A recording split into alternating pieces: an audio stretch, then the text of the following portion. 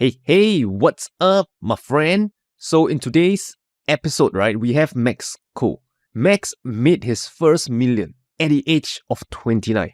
Amazing stuff.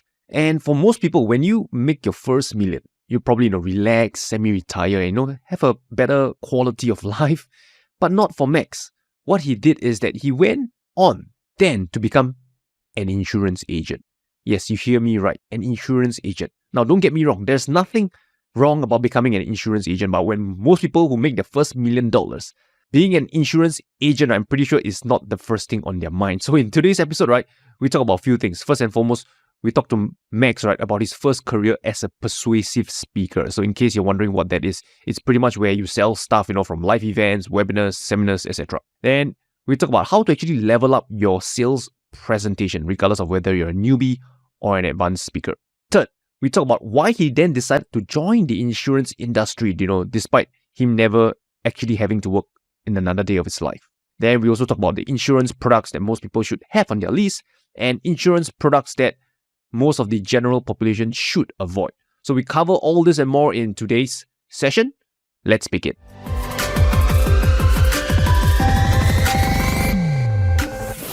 Welcome to Rayner's show.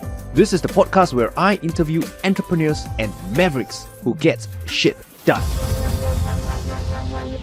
All right, Max, super happy to have you on the show. Welcome, my friend. Yep, thanks for having me. Appreciate it.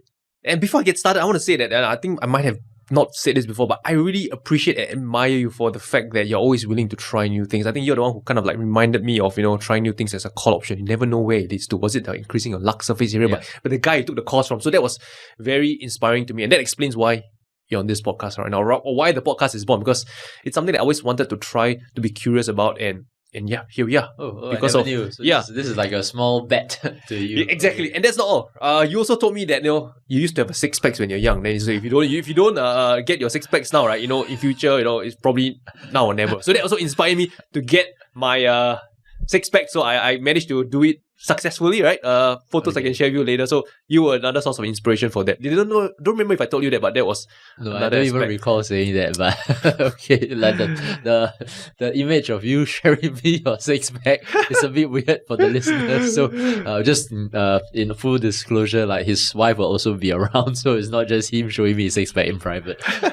Yeah. So yeah. All in all, thank you. I really respect and admire that about you. I'm glad to be here. I'm not that cool, but yeah, hopefully this will be fun for your audience. Yeah. Awesome. So let's get started, right, Max? I want to first thing, maybe you can share. I think this is something that I myself do not know. What were your growing up years like? What were you like in school? Were you like a geek? Were you like the gangster?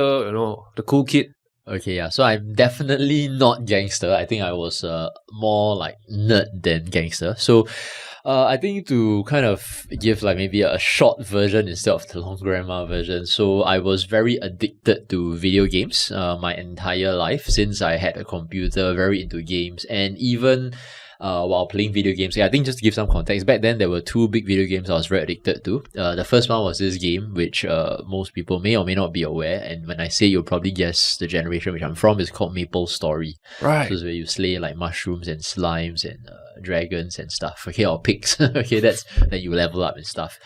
Second thing was this other game called Gunbound, where you it's a bit like Worms. I don't know if you played before, where you just try and kill the enemy by shooting them. Okay, but anyway, I was very addicted to these games. And even when I was young, I realized when I was playing games, I was ultra competitive. When I knew my friend was at a higher level, the whole night I would just secretly stay up late because I wasn't allowed to play games past a certain time. Stay up late and then just grinding the level just so I can beat his level, so I can go to school the next day and feel a bit okay, I'm not behind him. So even then I realized, even while playing games, which was meant to be leisure and fun, I was really very, very competitive. So that's my nature, which now looking back, I then realized. Back then I didn't know, right? So very into video games. And then the turning point came so I had terrible results in secondary school. I was failing a lot of subjects, ranked quite near the bottom. There was this report card where I was ranked bottom 20% in the cohort out of the entire school, right? And then what happens is I realized that, okay, there's probably no future for me, and I couldn't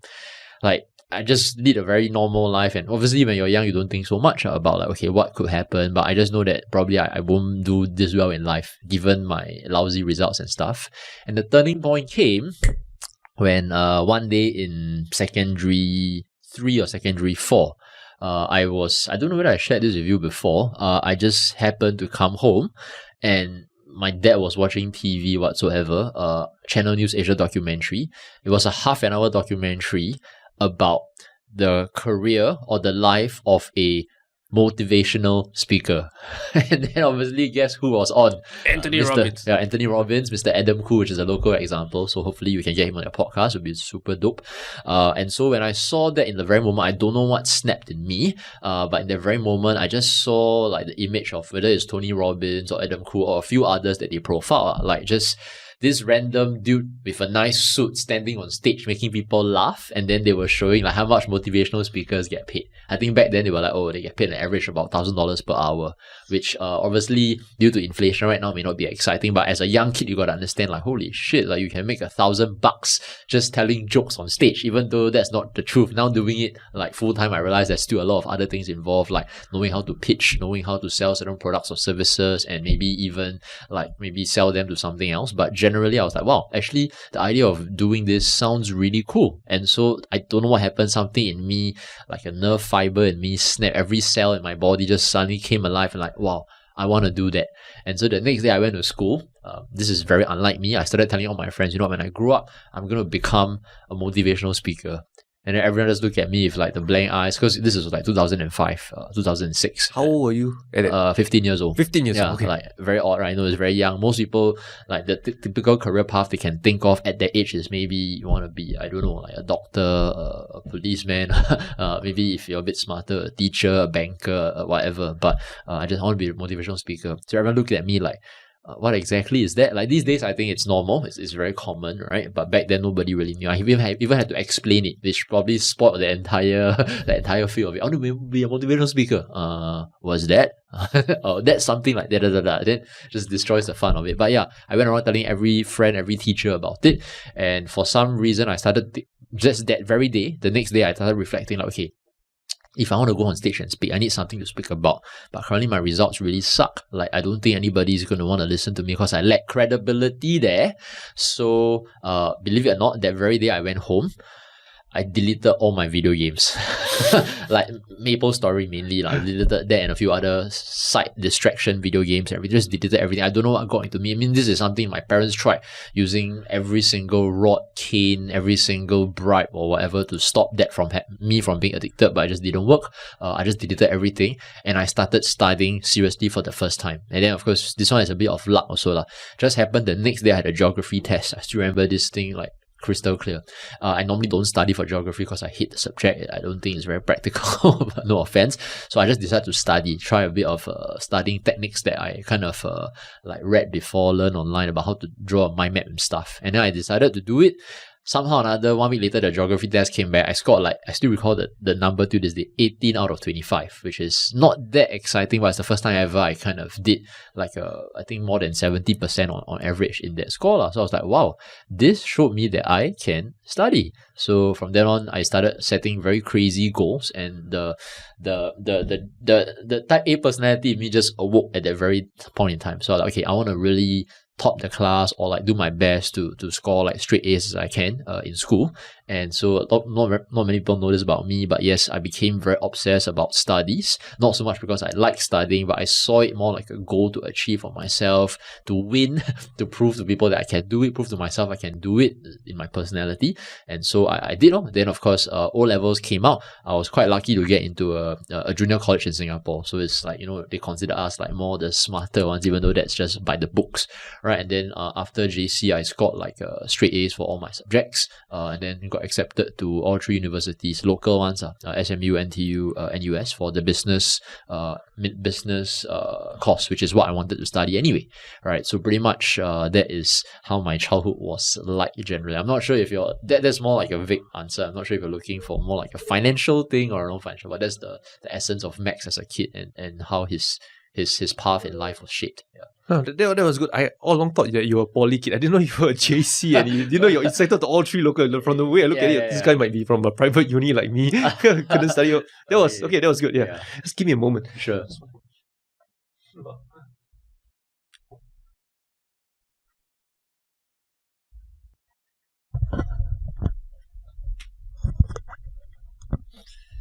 Okay.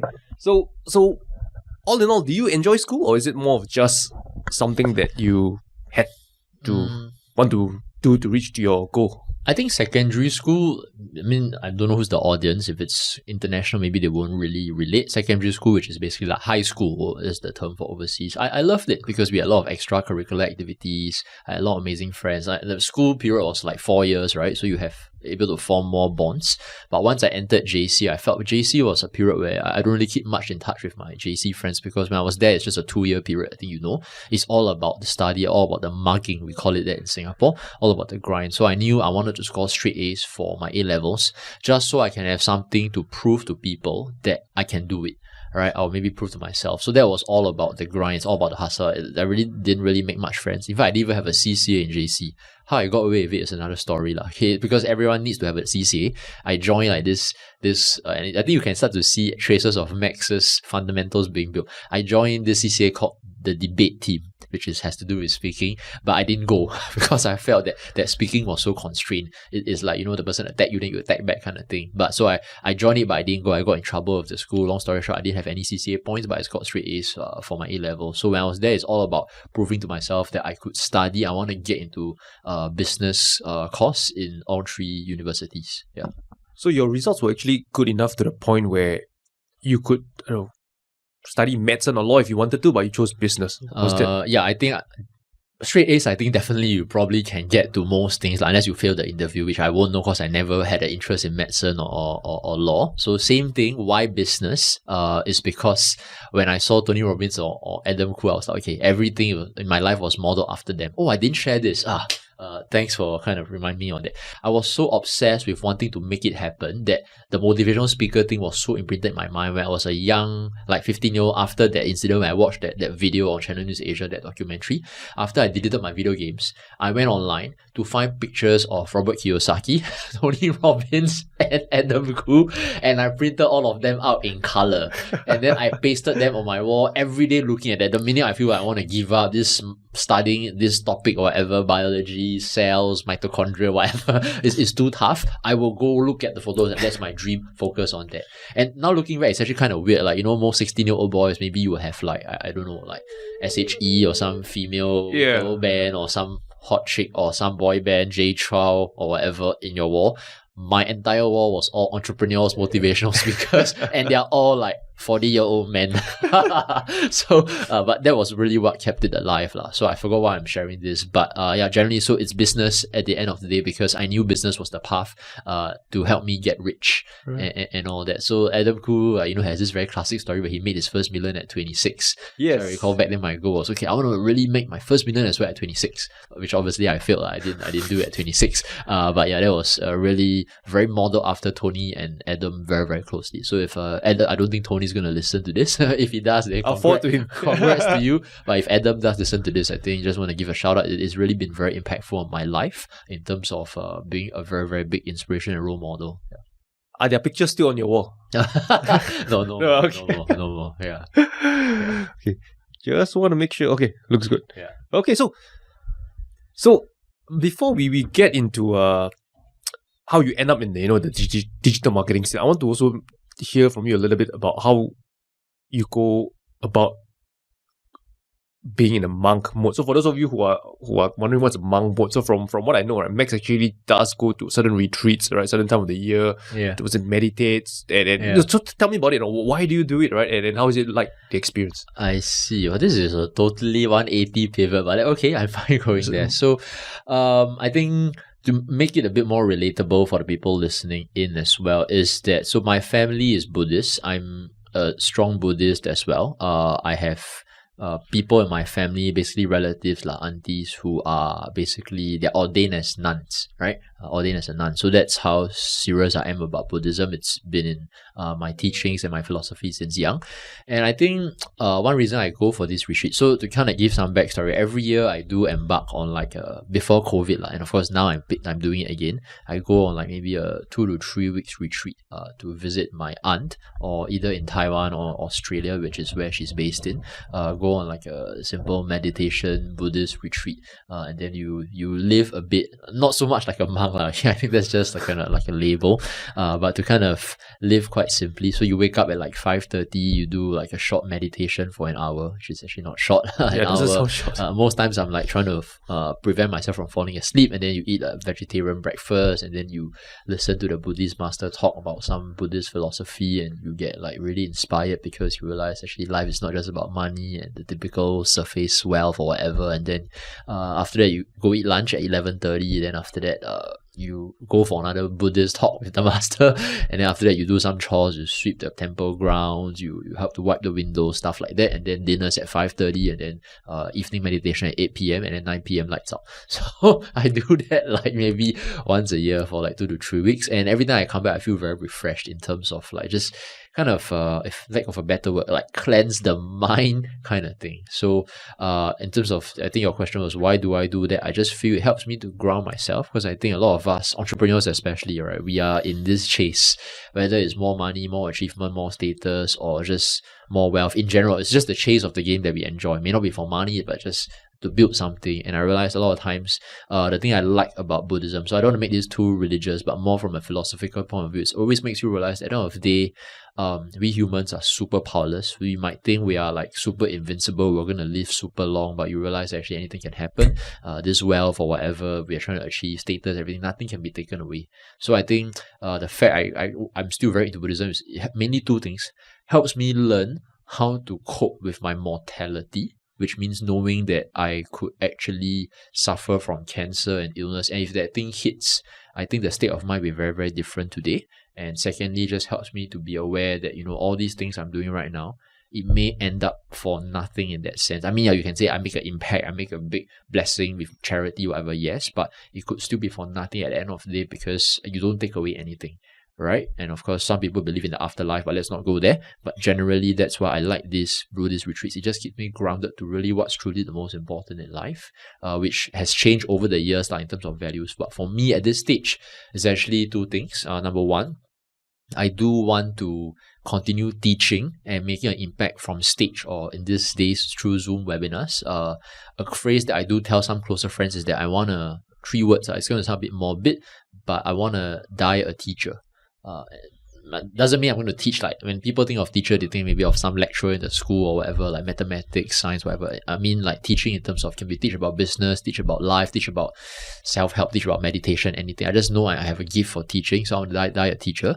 And number two, for me at this stage is, I think I want to try to learn how to embrace death and illness, which will happen one of these days. Yeah. Wow. So am I right to say that this meditation thing is like,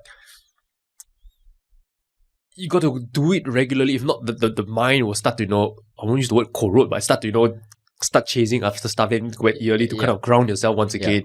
Yeah. And that's why you do it on a regular basis. Yeah. So meditation is essential. A lot of people have this misconception. Meditation is where you try and shut out your thoughts, and then you maybe say Om for like 1 hour. No, it's not that, right? A lot of people have this misconception. It's very, very religious and everything. But I think these days, with more new age philosophy and religion, almost everyone knows that meditation is no longer about just Eastern philosophy. Meditation, the essence of it is just one thing, which is 3 words: watch your thoughts. It's just being able to see the thoughts that arise and up and down in that very moment. What are you thinking? And so that's the reason people meditate. So people have this misconception. Meditate is about where you're supposed to be completely still and have no thoughts. But actually, it's more like you want to watch your thoughts to see what are the main thoughts in your mind and just observe them, a bit like just from a third party perspective, to maintain that awareness that, okay, I'm thinking this, but not to go chase those thoughts, or not to just follow those thoughts, because that's what happened to us in a typical 24-hour. We wake up, from the time from awake to sleep,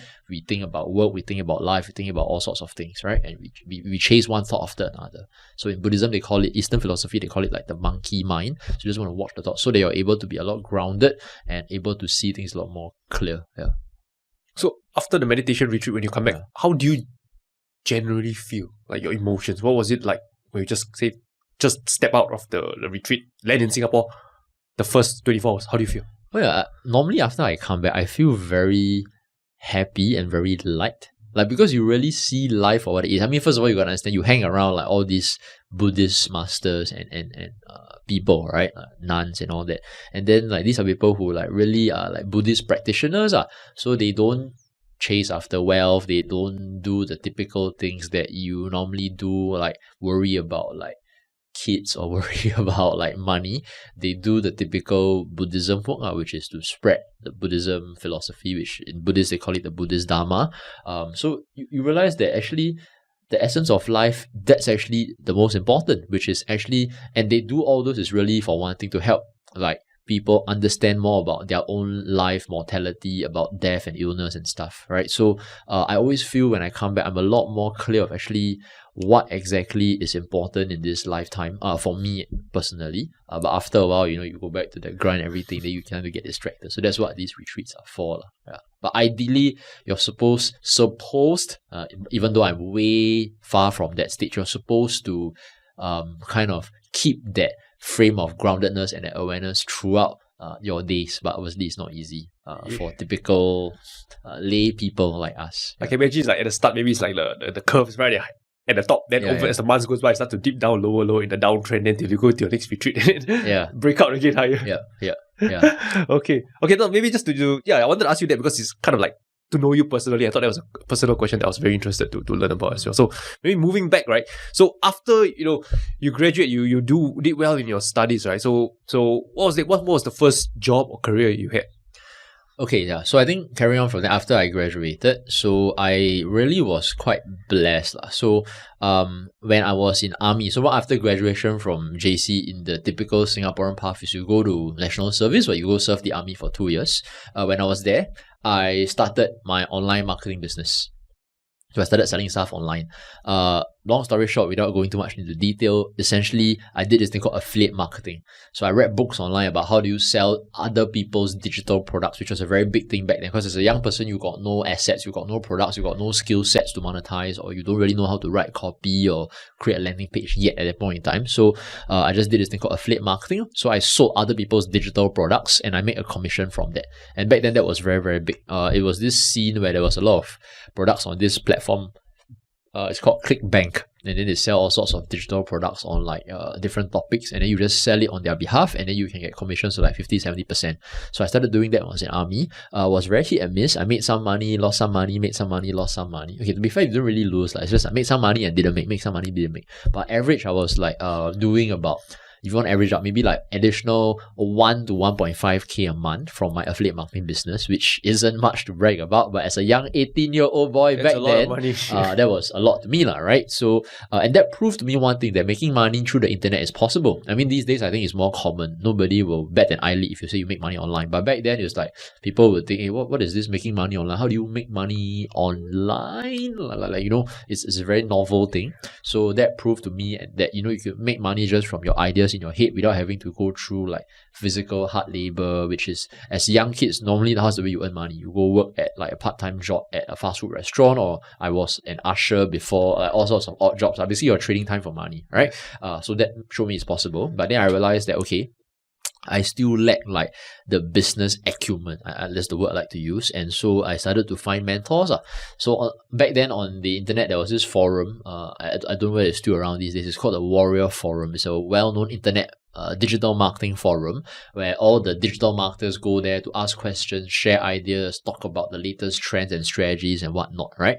And just nice, I saw, I started to hunt for Singaporeans who were on the forum because I wanted to connect and reach out. By the way, you definitely can relate to this. It's a very lonely job after a while. You can be making 1k a month, or in your case, maybe a lot more, but deep down you feel a bit lonely because there's nobody to talk to. You only talk to talk to your traffic, your customers, and then it's all through email, right? And back then it wasn't even like Zoom, there was Skype but it was still very new. So you lack like that human touch and element. It's very lonely. It's really, really very lonely, a bit depressing. So I started looking at any Singaporeans online, and obviously in Singapore back then, that scene, that was in 2008, by the way, 2009. So still very rare. There was still, the movement was picking up, but still very rare. And I found, call it like by a stroke of luck, destiny, whatever, fate, I found amazing mentors and who are my current, I still give them a lot of credit, and I always say like they're my bosses, even though I've left the company full time. I found Kelvin and Patricia online who were already selling it there for me, selling stuff on the forum and active on the forum for like, I think 1-2 years before me, because I just came on the scene only. So I just reached out. I said, hey, you okay? Like, you want to hang out for coffee? I would like to get a mentor. I was very direct.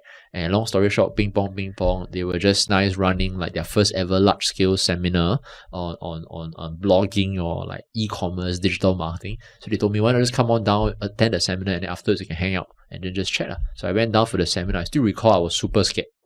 Because you got to understand, I was 18 years old, and I was thinking most people that go for such seminars are probably in their 30s or 40s, which I was right. When I went down, the day before I wanted to attend the seminar, I was like, still asking my mom, should I go down? Everyone's like an adult. This guy gave me a free ticket, but like, I feel very out of place, a bit awkward, when you're a bit young, social skills not there yet, a bit like, not very certain of yourself. For some reason, I still decided to go down. I still recall the place was this big place at Bona Vista. I forgot what's the actual place. It's just this theater-like venue. And I went down, got to know Kelvin and Patricia, and long story short, I think went out for coffee or dinner afterwards with a few other people, and then hung out, I think connected quite well. Started chatting from there a little bit, and basically I got them to be my mentors. So I started working for them part-time for their company, which is Zion Global Marketing or Wealth Mastery. And so I was doing like copywriting, all sorts of odd jobs in the digital marketing scene, which they were very, very generous to give me opportunities to learn and grow and get paid a little bit. So I was doing that while I was in SMU. So I joined SMU. I picked SMU out of the all three options. Main reason was because it was in town, so it was the most convenient. So I was very practical. Not because the most number of pretty girls are down there. That wasn't my focus back then. Okay. Okay, that was a nice bonus. So distracted me there, right? So in SMU, I was already working there part-time. And then long story short, before I graduated, they offered me a full-time job as a digital marketer, more like a digital marketing executive. Yeah, so very standard, normal 9-to-5 job that they offered me at the start. I didn't like get any like special perks or whatever. If in case you're wondering, I joined as some like high-ranking manager. No, I joined as a normal executive, normal 9-to-5 job, very, very basic salary as well. But I grabbed it. So because I was very fortunate, I didn't have to. I think to share something, I have never gone for a single interview in my entire life. A lot of people may not know this about me, like because they offered me the job even before like graduation. Most people just like 1-2 months or 1-2 semesters before grad, you will start looking already, right? I didn't even have to look because it just offered me and I took it, right? And of course, there were other higher paying jobs and stuff, but I just thought it's what I like to do. Is digital marketing gives me access to like entrepreneurs, allows me to understand marketing and sales, which is important in entrepreneurship. And it slowly, it's eventually my goal is still to be a speaker. Don't forget, my goal is not so much businessman, but it's more like speaker, trainer, motivational, peak performance coach, whatever, the Adam Crew, Tony Robbins route. So I thought that's a path there that could maybe bridge. I don't know how yet. Let me just join and see how. Right. So I just joined, and then basically just nice Wealth Mastery, which is the training arm of the company, where we were doing a lot of trainings and seminars in e-commerce, marketing and stuff like that, was actually kind of just picking up, and we just started they just started that division. So I just joined it, and I told them, say, hey, my goal is still to be a speaker and trainer after all. So yes, slowly I got promoted, but they gave me a lot of opportunity to speak and to train the public. So I started speaking to adults, started speaking to people like 2-3 times my age. That's how you build the stage confidence, the chops, whatever. Started paying my dues as a trainer, as a speaker, and then the rest is history. So from there, developed the marketing skills, developed the copywriting skills, developed the sales skills, and also the public speaking skills. Yeah. Wow, that's like all-rounder marketer. Yeah. But with a strong focus on the presentation part. Presentation, because that one is my core, it's my dream, right? Yeah. So I obviously had a lot more focus there, and of course, I think to kind of share. So I credit a lot of it to two of them, Kelvin and Patricia. I really owe a lot to them. I think we can all say, there's hard work, there's effort, yes. But it's always like, I also these days wonder, what did they see in this young dude, right? This young, brash, immature guy, young boy. But they gave me a shot. And this one, maybe when you interview them, you can ask, what do you see in this random guy called Max? Opening question. But so I think without them, I wouldn't have had the platform to learn all these skills. So I owe credit a lot of it to both of them. So how was the learning curve like? Because you credit them a lot, but I'm sure they have also certain limitations in their head, and you had to have your own initiative to read books or study to up your level, because you cover so many things, right? Copywriting, speaking. So what was your learning process like? Oh, yeah. So hearing my initial background of the Maple Story video game days, it should be no surprise. Like, I'm an extremely intense person. Like, I am very, very obsessive about the things I want to do. So when I really set my mind to do it, it's not very healthy to share. I will really eat it, breathe it, sleep it, think it all day long. So when I first joined, I was like, okay, I'm now a digital marketer. I may not have the speaking opportunities yet. Fine. Let me just be the best digital marketer I think I could be. Right? I don't say best in terms of best among everyone, because that's a bit hard to rank. But best that I could be. So my free time, believe it or not, most people, you treat their 9-to-5 jobs. Most people, not all. Most people treat their 9-to-5 jobs like just a job for income. I wasn't. But of course, thankfully, because it was in a domain where I had passion for. So after work, when I go home, I will go read up other people's landing pages and advertising material, or the sales copy, which we call it in this industry. So I'll go study, I'm going to go more technical here already, like your copywriting grades, which till today I still respect. There are 2 to 3 main copywriters that I really, really like. Number 1 is this guy called Gary Halbert. I think the way he writes is very, very witty. Number 2 is this other guy. Somehow they're all called Gary. He's a very lao jiao old school copywriter. It's called Gary Bencivenga. Right? And then thirdly is this guy called John Carlton. So I would study their copies, their landing pages. Back then, this was the days where, there was this thing called direct mail, and then all these advertisements on the newspapers, and then selling weight loss, slimming advertisements. So I would study all those ads on the MRT home in my free time after work. And then after that, take down a lot of notes in terms of the strategies I learned. Next day, go back and apply what I've learned and read into the landing pages that I was writing for Wealth Mastery. So same thing you see, I think the beautiful and the very thankful part is I had a platform to apply. These days a lot of people go and learn digital marketing, but if you don't have a platform to apply, you're not in a job where it allows you to apply these skills. You can learn and be very fascinated. Oh my goodness, so headlines are so powerful. Wow, you can actually add in the benefit and everything. It should be benefit over features, all these little techniques or concepts. But if you don't have no avenue to apply it, it's not going to become internalized. Make sense? So I realized that job gave me the platform or the vehicle to apply, and the learnings were outside of work. And so I think back then there was this book that changed my life. So I'm just digressing all over the place, but just to keep it real. There's this book that was very, very monumental impact for my life. I credit a lot of it, my life success or progress to that book. It's called So Good They Can't Ignore You. It's by this author called Cal Newport. I don't know, have you heard he also wrote this book called Deep Work. I think you read before, right? You told me about it before. Yeah, so it's the author. But his first book really changed my life. It's called So Good They Can't Ignore You. The essence of the book is that a lot of times in life, most people in a career, we prioritize, there's 3 main things that brings real happiness in a career. And it's actually not money, which everyone thinks it is. It's actually autonomy, competence, and relationships at work. And then the author made this very good point where those things only come, autonomy, competence/mastery, or good relationships at work, or good ability to get your way around, it only comes after you've hit a certain level of credibility in that company.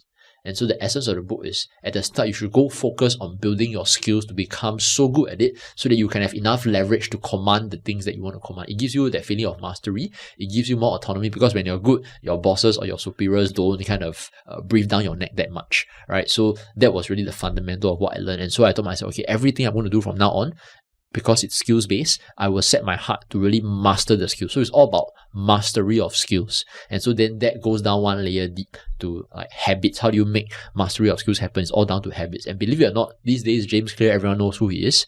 I was reading James Clear's blog before he even became an author in 2013. So he had this blog called Atomic Habit, or jamesclear.net, where he was writing about habits and everything. And I was reading it at 23. So this was way, way, way before he became the James Clear that we all know that James Clear is today. Atomic Habits wasn't even formed yet. He was just writing these little articles twice a week. And back then his habit was writing 2 articles per week on the blog. So I thought to myself, okay, my habit, I'm going to make the same thing to build the skills, is about, I'm going to read 2 copies a day after work. So use habits to build the skills. And when the skills got really good, or at least quite decent, to show an impact in the company's revenue or bottom line, or at least the amount of traffic we got, the conversions on the landing page, then I think from there, the results just manifested. What was your original question again? I forgot. What was your question? Basically, how did you acquire the skills to to do what you do lah in your job. Yeah, Because the so- learning curve is a True. lot. Yeah, so thanks, I forgot. Yeah, so it's really a lot of the routine and the habits. And one thing for the audience listening, you're wondering what is a landing page. Maybe you can explain to them what is a landing page for those of them who are not technical. So a landing page is a page where people land. Okay, kidding, right? It's a online definition or like meaning of a page online where visitors land on there. And then after that, they are supposed to take a certain action or read certain things. It's actually, in essence, a landing page is just a web page online where there is words and then people land there and they visit the website. Yeah. And we can usually get them to sign up via email Yeah. address or something. Correct. Okay. Yeah. So then we have a opt-in form. We get them to sign up for something, and then we collect their emails and we do follow-up sequences to sell them some stuff or get them to the next course of action. All right. And copywriting basically is salesmanship in written words online, in case some of you are wondering. All right. Awesome. So yeah, you mentioned you love speaking, right? So what do you love about it? I mean, like, you're talking to a stage, but which aspect of it that really makes you, man, this is what I'm born for? What's the key thing that really drives you? Yeah, actually, that's deep down how I feel. Like, I think when I speak online, when I speak on stage, not online, both online and on stage these days, I really feel very alive. I think number one, you gotta understand, it was really down to that documentary once again. So that thing really just made every fiber in my body came alive when I saw like Adam Khoo and Tony Robbins speaking on stage. Okay, so then when I really did it, obviously you need to know, first of all, I think you knowing me personally, I'm an introvert. I don't really talk much. In conversations with you, it can be very intense. I'm always talking about either business or marketing or sales. I can't talk about like the typical Netflix or like other stuff, right? So I'm very intense, very introverted. But why I love the stage is because of two things. Now looking back, number one, I think the stage or a webinar, whatever, a platform, I call it a platform. It can be online, offline, it's called a platform. It's a very sacred place where you can really impact and change and shift people's perspectives. Think about it. The stage is this place where once you're on it, people just give you the attention. True? And with attention comes the ability to say things that goes into their heads. Of course, what you say, they can choose to accept or they can choose to reject it, right? But it gives you that power in that short period when you're on stage or in a Zoom webinar on that platform to shape their perspectives and change their view of the world, right? You can shift someone from thinking that exercise is not important over to thinking that they better exercise, otherwise they will die. You can shift someone from thinking that, I should focus purely on money in this life over to focusing more on family. I'm just giving some examples. So I realized that's what I love about it. So it's not so much the stage, because actually I really don't like attention. I'm quite introverted. So a lot of people, when I say this, they get very shocked. Hey, as a speaker, you should love the attention. Yeah, I love the attention when actually I'm able to make a shift. When seeing somebody's eyes light up and seeing them come to you after the workshop, even in that moment, like you can see their eyes from stage, you can see their eyes light up like, oh shit, I'm getting this aha moment.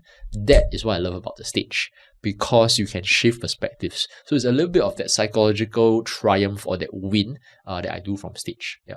And then secondly, of course, is the impact that you make. So other than the mindset shift, is you actually change someone's behavior afterwards. And I do acknowledge one thing though. Most changes are never going to be permanent, because permanence of behavior change, we all know, is actually down to one thing, is the environment. Right? So the person can go back to a shitty or a crappy environment. That thing is still going to define him or her. But what happens is what you deliver on stage can allow people to, you are basically planting the seed that allow them to start making the changes. And if for some reason or another the environment somehow cooperates, that's where you get permanent behavior change. But I have seen a lot of students through my workshops who attend a workshop on e-commerce, attend a workshop on Facebook advertising or digital marketing. But because I'm very into self-help and personal development, so I always add in elements of these little things here and there. And they leave the workshop actually deciding to go and exercise more, which is true story, really or not. I think happened to, I'm not sure whether she's still sticking to it, happened to Mei Yi years back, which is one of our mutual friends who runs a bakery. And she's not the one, happens to quite a few of my students who attended my programs, who's just there to learn about digital marketing, e-commerce, end up exercising more, ended up being a bit more disciplined, ended up being a bit more routine in their lives. And that's when I realized, that's what gives me the biggest satisfaction, because like, You're telling me that 20 years later, am I still going to feel satisfied that, hey, I taught you Facebook ads, Like, no, that's not going to, I'm not going to feel happy knowing that 20 years later, this guy learned Facebook ads from me, because that is such a passé skill. But 20 years later, knowing that this person's character or development or growth, I played a tiny, tiny, tiny portion in that development. Yeah, I think that's something kind of like a legacy kind of thing to give me a bit of a ego kick, whatever. That, yeah, I did it. I made a difference in that person's life. So that's why I love speaking and presenting so much. Not so much for the limelight, because that's very, very... you get very, very bored of that after a while. At the start, yes, people clap for you, feel very excited. But after a while, you just like shut it up. It's more like the impact. Got it. And what about, let's say, someone who is listening now that, well, man, Max, I also want to be like you. I want to be a speaker, but how do I get started? How do I acquire the skills, the chops to even get started in speaking? What would you say to them? Yeah, so I have a lot of friends, really quite a number, because I think this job has its appeal. People see it from social media, people see it on stage. You look very cool, you look very you look very glamorous, and then you get... It's the way I saw Adam Khoo back then, on the surface looks very cool, and you get paid very, very high amounts just to speak and tell jokes and then teach some stuff and tell stories and stuff. So I gave the same advice I gave to a friend recently, which I'll repeat that thing because I think this method is definitely proven. Number one, it's not so much about where to learn or what to learn. Number one, you need to find an avenue that gives you a practice ground consistently, or a platform to speak. Makes sense? Because speaking is a skill that you need to practice on. It's a skill that you need to internalize. You can't today I go read 20 public speaking books. I go watch 15 TED Talks and then I'll become a good speaker. You need to speak and then see the audience reaction, and then slowly you calibrate your own style, your personality, your humor, your jokes, or your storytelling, whatever. So you need that audience. So number one, how to get the audience? This one is up to you to decide how to find. Some people join Toastmasters, which is a weekly club where they get to talk. Some people join other sorts of public speaking groups, masterminds, or join a company that has a lot of avenues for you to train and to speak. That's the way I got started. I got started by joining a speaking company, which just got started back then, and then being an MC to introduce the speaker upstage. So even that 5-minute speaking slot was a way for me to get my feet wet. So you just need to be in a speaking environment.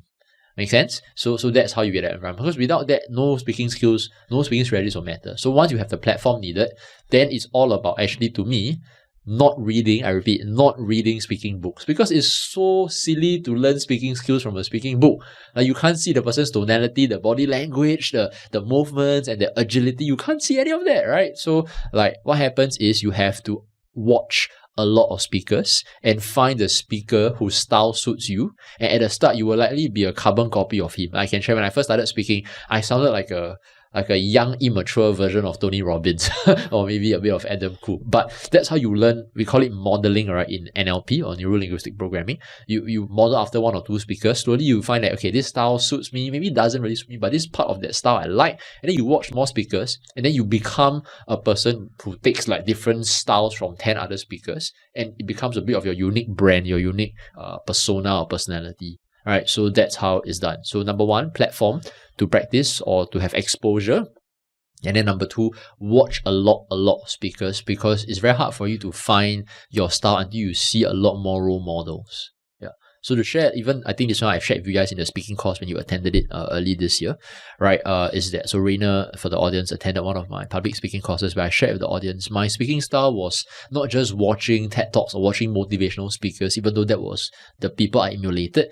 It started from watching motivational speakers like Tony Robbins and Adam Khoo, slowly evolving to, guess what? I went to start watching a lot of stand-up comedy because I realized the element of jokes and all that was important. And I started evolving to watch this other group of people, which you may not be aware of, which is storytellers. They are professional storytellers who do it in a Toastmasters-like kind of way. It's called The Moth. It's a US, I think, club. It's a storytelling club where they go on stage, have a stand-up comedy looking like Mike, but they don't tell jokes. They spend 5 to 10 minutes telling short stories. And then there's also winners who are crowned and stuff like that. So you learn storytelling from there. I watched a lot of that.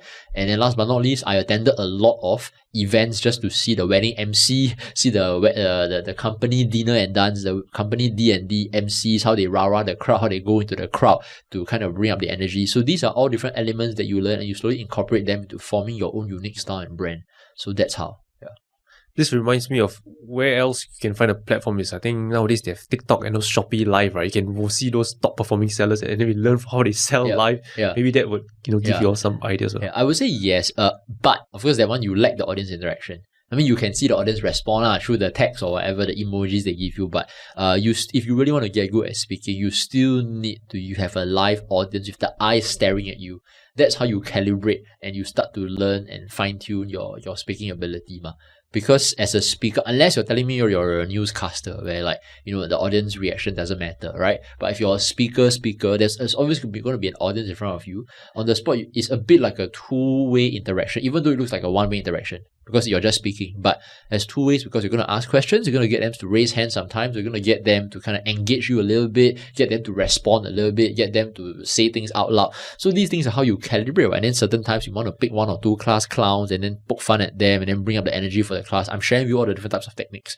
So you need to have an audience in order to build your calibration ability. Like with certain things you say, you realize, shit, the audience didn't laugh. In your head, you're thinking that you better switch the jokes fast, otherwise it gets a bit awkward, right? Or certain things you say may be a bit offensive and you realize, okay, I better backtrack that to recover. So these all these little things and skills, you need the live audience to learn that. And then that's where, from there, then Zoom becomes easier. And that's why I feel speakers that these days, the first thing you do is you start learning how to speak on Zoom. Possible, but it's a very different dynamic. Yeah. Okay. Yeah. So now what about let's say someone who has really some speaking foundation and they want to take it to the next level? What would your advice be for this group of people?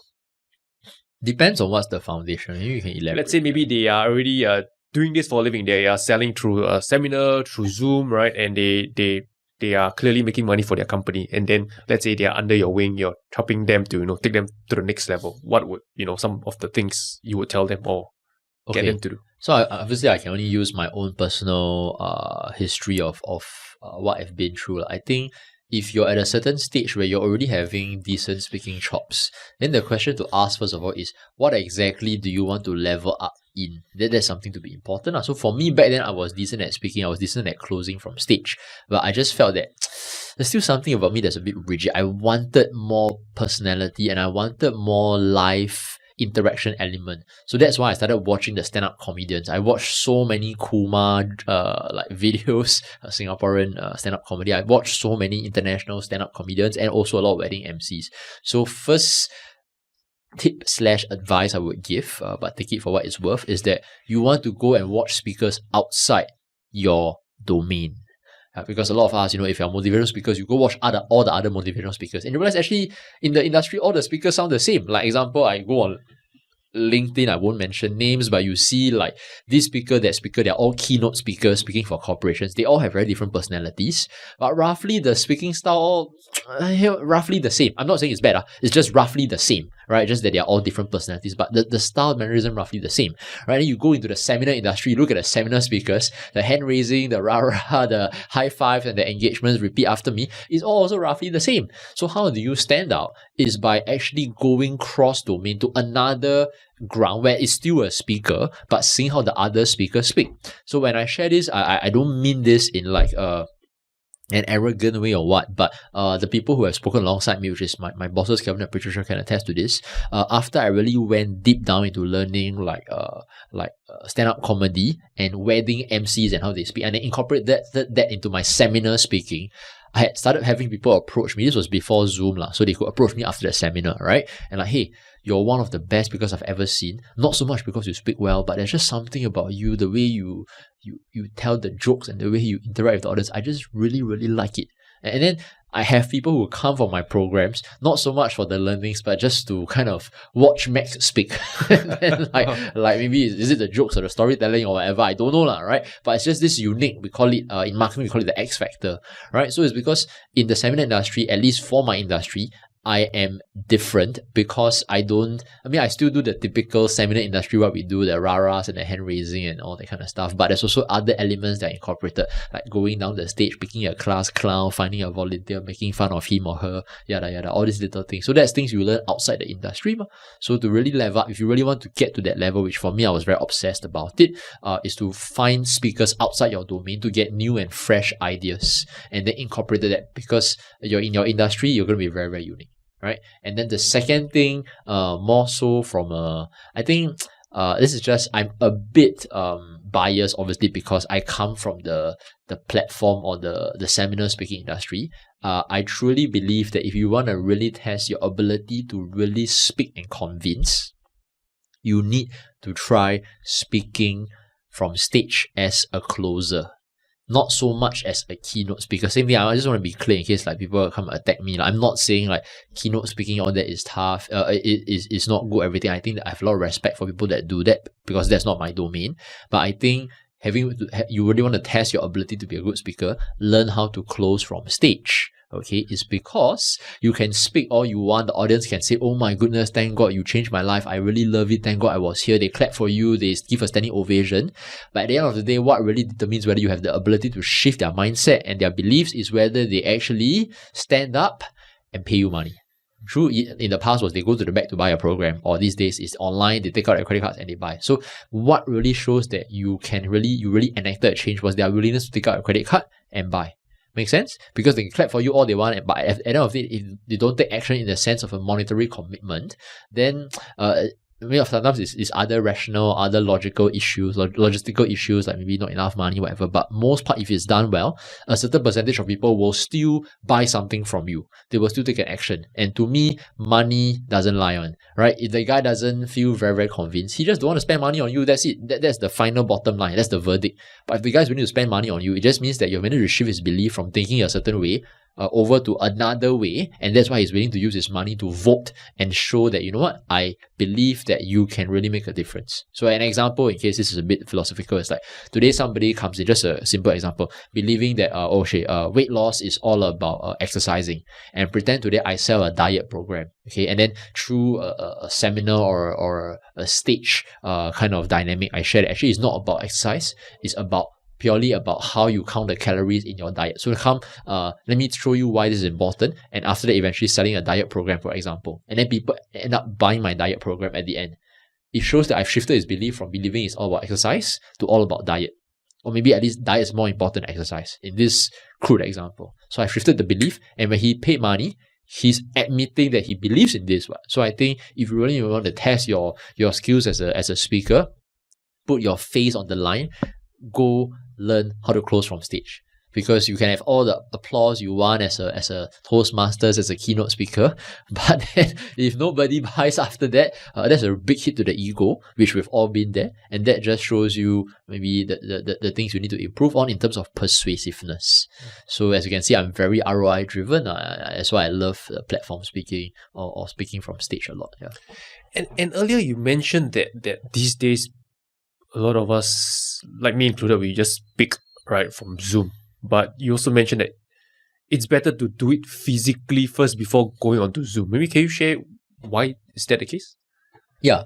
So I have my own perspectives on that, because but same thing, it could be bias hindsight, because obviously I came from that background. I feel that let's talk about Zoom first. When you just start speaking on Zoom directly, number one, how do most people do Zoom webinars? Most people, not all, but most people do it when you're seated.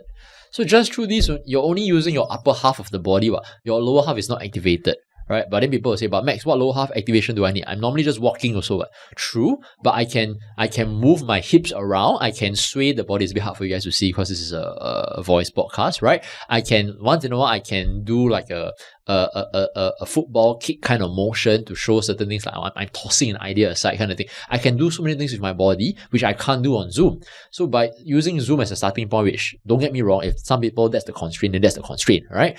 It just makes you less versatile as a speaker in terms of the constraint, because you're just limited. And even when you're sitting down, don't say upper body. Most people when you're sitting down, you don't even use the headspace around your head. Most people are just using the headspace around your torso, right? Because that's the normal way people talk. You don't really use the upper left side of your head, the part above your forehead. All these open space people don't use. But in a stage dynamic, it's a lot easier to use that because it's the stage. It's so open. You're on a high platform, right? So you need to be a bit larger than life. So I feel starting from Zoom itself will already not have you get exposed. So once again, it's not that it's not good. It's just that it's less beneficial if you really want to get good as a speaker. That's the caveat.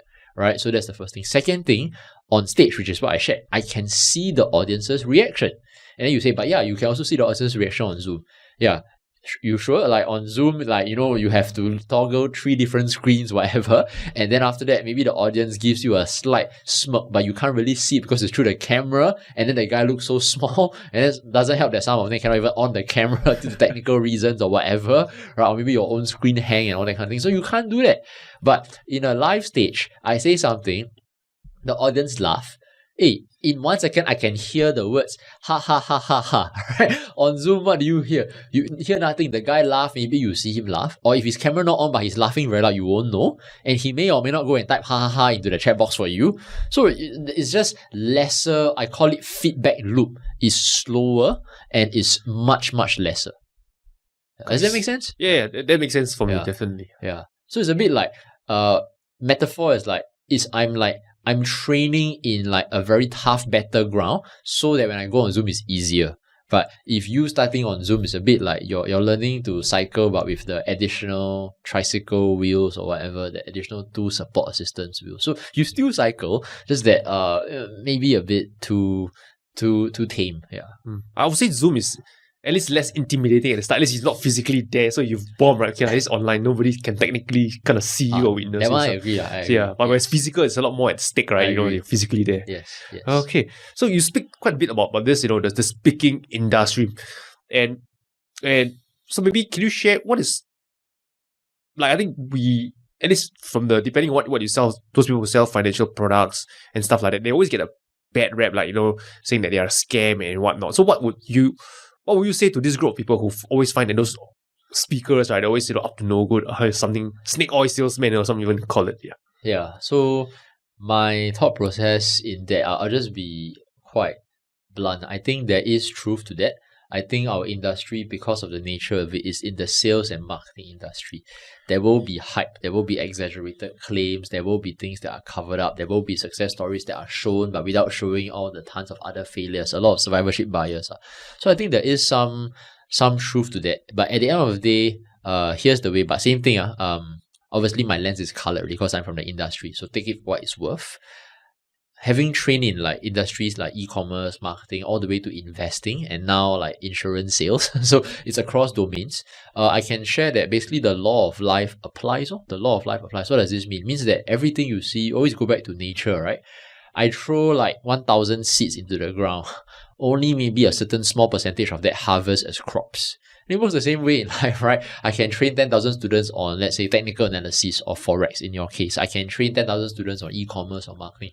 I can train 10,000 students on sales, right? There will always be the majority percentage who learn a skill, feel happy and contented, but don't see the return on investment or the ROI. And then that small 10, 15, 20%, depending on what domain you're in, get maybe like a decent return to say that it's worth. And then maybe that small 1 or 2%, he's like, hell yeah, this is totally worth more than what I paid for. I will always come back and gladly pay double. That's then the minority, the absolute minority. So I think this is just how the way life works, right? Some crops grow extremely strong. Some crops just grow a bit and then a bit of harvest, but not that bountiful. And then most crops just die, right? So at the start, to share, I was very distraught and I took it very personally as when I first joined this industry, because there will always be people, this part I must bang the table a bit, there will always be people, because I know the mic got feedback, who will be a bit unhappy, I didn't see my ROIs worth everything. So at the start it will affect me, because at the end of the day people are paying money for this, sometimes even thousands of dollars.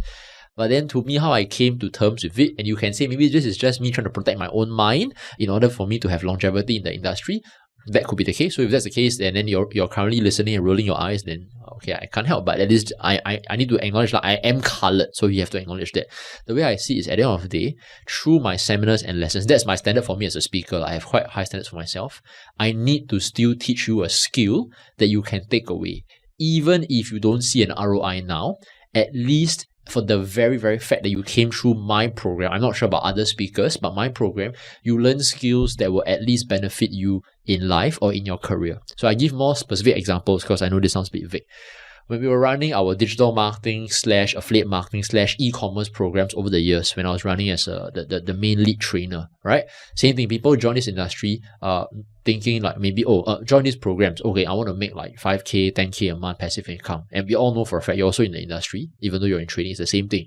Will everyone make 5 to 10K a month? No, that's not the case, right? But our landing pages use that because it's a way to have people get the attention, which with some we can argue about the ethicalness of that, but I'm not going to go there. But I'm focused more on the training perspective, okay? So this guy didn't make 5 or 10K a month, but true story, through our programs when we teach digital marketing, we teach skill sets like copywriting. We teach skill sets like how to understand consumer psychology and do the research of a customer. I have students or mentees who came through our e-commerce programs who, after going through our programs, didn't make like $10,000, $20,000 a month as what they see other students make, but she got promoted at her work because she's able to write better copy for her emails for her company. She happens to be in a marketing company, so there was a direct match. And then her boss felt that, how come the emails suddenly now better responses? She started proposing better ways to write the emails, and she got promoted to general manager. So did she make 10, 20K a month from the business, from the side business? No, but she got promoted, and she sent me a personal message thanking me that this was the best course she ever attended. Another example is what I just shared just now. People come through the programs and then, they didn't make 10, 20K a month. Maybe they make 5K, okay? Right? So not 10, 20K. But then they actually started running a lot more, being a lot more healthy, right? So there's two arguments to that. People say, but that's not the benefit I signed up for, right? That's bullshit. Okay, fair enough, right? But to me, I'm still teaching a skill. So that's the way I try to supplement that in order to have people still take home something tangible in skill sets. So that's why I think when I come to such programs, I always want to make sure, even though the things I teach may or may not get you the success you want, because the law of life applies, back to the seed analogy, but skill sets you must be able to get home after my program. So in the domain of marketing was like, let's say copywriting, right? Was knowing how to drive benefits instead of features, how to do customer research. These are things, even if you're not in e-commerce, you will still benefit from this life skill if you ever need to, right? In the investing arm, where I was doing investing training last year, investing courses, right? The person may not make like $1 million from his portfolio because capital size maybe not that big, but knowing how to read a financial statement, how to read a balance sheet, how to analyze the financials of the company, that's also very crucial. Believe it or not, I also had a student that came through our investing program last year, said she got promoted at work because she happens to work in a public company, HP, right? She works in HP. After coming through the investing course, because the capital size was small, didn't really make much money. And last year was a terrible market. So you invest, just gets lower and lower and lower, right? But she started going up to her boss or her director and say, hey, you know what? Can I start to understand more about what is this term called free cash flow? Because I learned it in my investing course from my trainer, Max, right? And then started learning how to read the annual reports and then ask better questions to the manager. Got promoted at work to be more in charge of financial related stuff because she asked better questions. The boss saw that she shows a stronger interest versus her colleagues. So that's, did she make like 10, 20K or make $1 million in investing? No. So am I ashamed? Up to you to decide. Did she get promoted at work? Yes. Is she grateful? Yes. And so that's something I can't answer, but that's how I come to terms with myself as a speaker in this industry, because the law of life is very against me in success. It's always going to be that small percentage that really succeed. Yeah. So that's how I view this thing from my perspective. Does that answer the question? Yeah, beautiful. Yeah. Awesome. And earlier you also mentioned that there are some out there who like literally sell stuff which are borderline fraud. So let's say someone who attends such a seminar, right? How would they, or what are the telltale signs that, hey, maybe that is someone that you don't want to sign up with or to be more careful? Are there any telltale signs based on your experience? Let me just share this. If a person is really good at sales, they can hide anything they want to hide, or really, really good at understanding consumer psychology. And it's very scary. And I say this because, I understand what it takes to be a good salesperson. So, telltale signs, I mean, I can give you the standard ones, go talk to the person first, ask him one or two deep questions, ask him how many other people have failed at this venture, kind of tough questions. That one, I think you all can think about it on your own logic. But the person can still, for lack of a better word, smoke you lah. True? Right? Right. So I think for me, trying to think, I can share a recent thing I did. I'm not going to say who. I was about to sign up for this mentoring program for $6,000, 3 months. Right? And then, no, not 6,000, sorry. $9,000. It was a marketing program on this time. So I'm going to leave out the names. Marketing/sales program. $9,000 for about 3 to 4 months. Okay. Where you get a lot of coaching, you get a lot of templates given to you, you get mastermind groups, everything like that. And then the person on the one-on-one call, there's always a one-on-one discovery call at this model, really sold me very well. And to be fair, even though I'm quite decent at sales, I'm also very easy to sell to, right? So maybe that's why it's the law of good karma. I buy things very easily, so people buy things easy from me. So anyway, what happens is I was very convinced I was about to commit already. Then, thank God, in the testimonial that on this person's landing page, then I saw like this person who I know. So I just phoned the guy up. It's a friend. I said, hey, can I just check with you more about this program? I saw your testimony. Can you tell me more? And this person actually told me, yeah, I did attend the program. It was beneficial. But knowing you, I think at your level, you might not benefit. So I'm like, tell me more. It's like, oh yeah, because this person is very, very good at teaching beginners. Very awesome at helping beginners go from like 0 to maybe 80. But like more like the beginner crowd, which I think you would definitely understand. But to go from like 80 to 100, you need something more advanced. You need something a lot more depth, right? And of course, it's always very easy to sell to the beginner crowd. We've both done that, right? So you said, Max, at your level, I don't think you pay this 9K, you're going to get your money's worth. You might regret. But it's a good cost. So he helped me when I was a beginner. But after he hit a certain stage, I realized that I no longer gain value from that. But I was still happy to have him use me as a testimonial because indeed he helped me as a beginner. I crossed a certain level of milestone with his help, but at this stage, no. Yeah. But in the one-on-one call, when the person was selling me the dream, he sold it to me like as if even at my level it will help. Okay. Yeah. But I don't blame him because that's sales. Right? They try to, and he's not lying. He's just telling you the good stuff without telling you the not so good stuff. So it's not really lying. It's just like intentional avoidance of things that may not help him close the sale, which we've all done it as salespeople. I want to keep this very, very objective, very, very transparent. So yeah, when I did that, I'm like, okay, thanks for telling me that. And I didn't sign up. I was legit about to buy already because I really buy things quite fast. And so just to thank that guy, I treated him to lunch because he saved me like 9K. I just bought him a $100 meal. Wow, he saved, I mean, the ROI is there. He saved me 9K. So one way to earn money from me is just to be my reference point.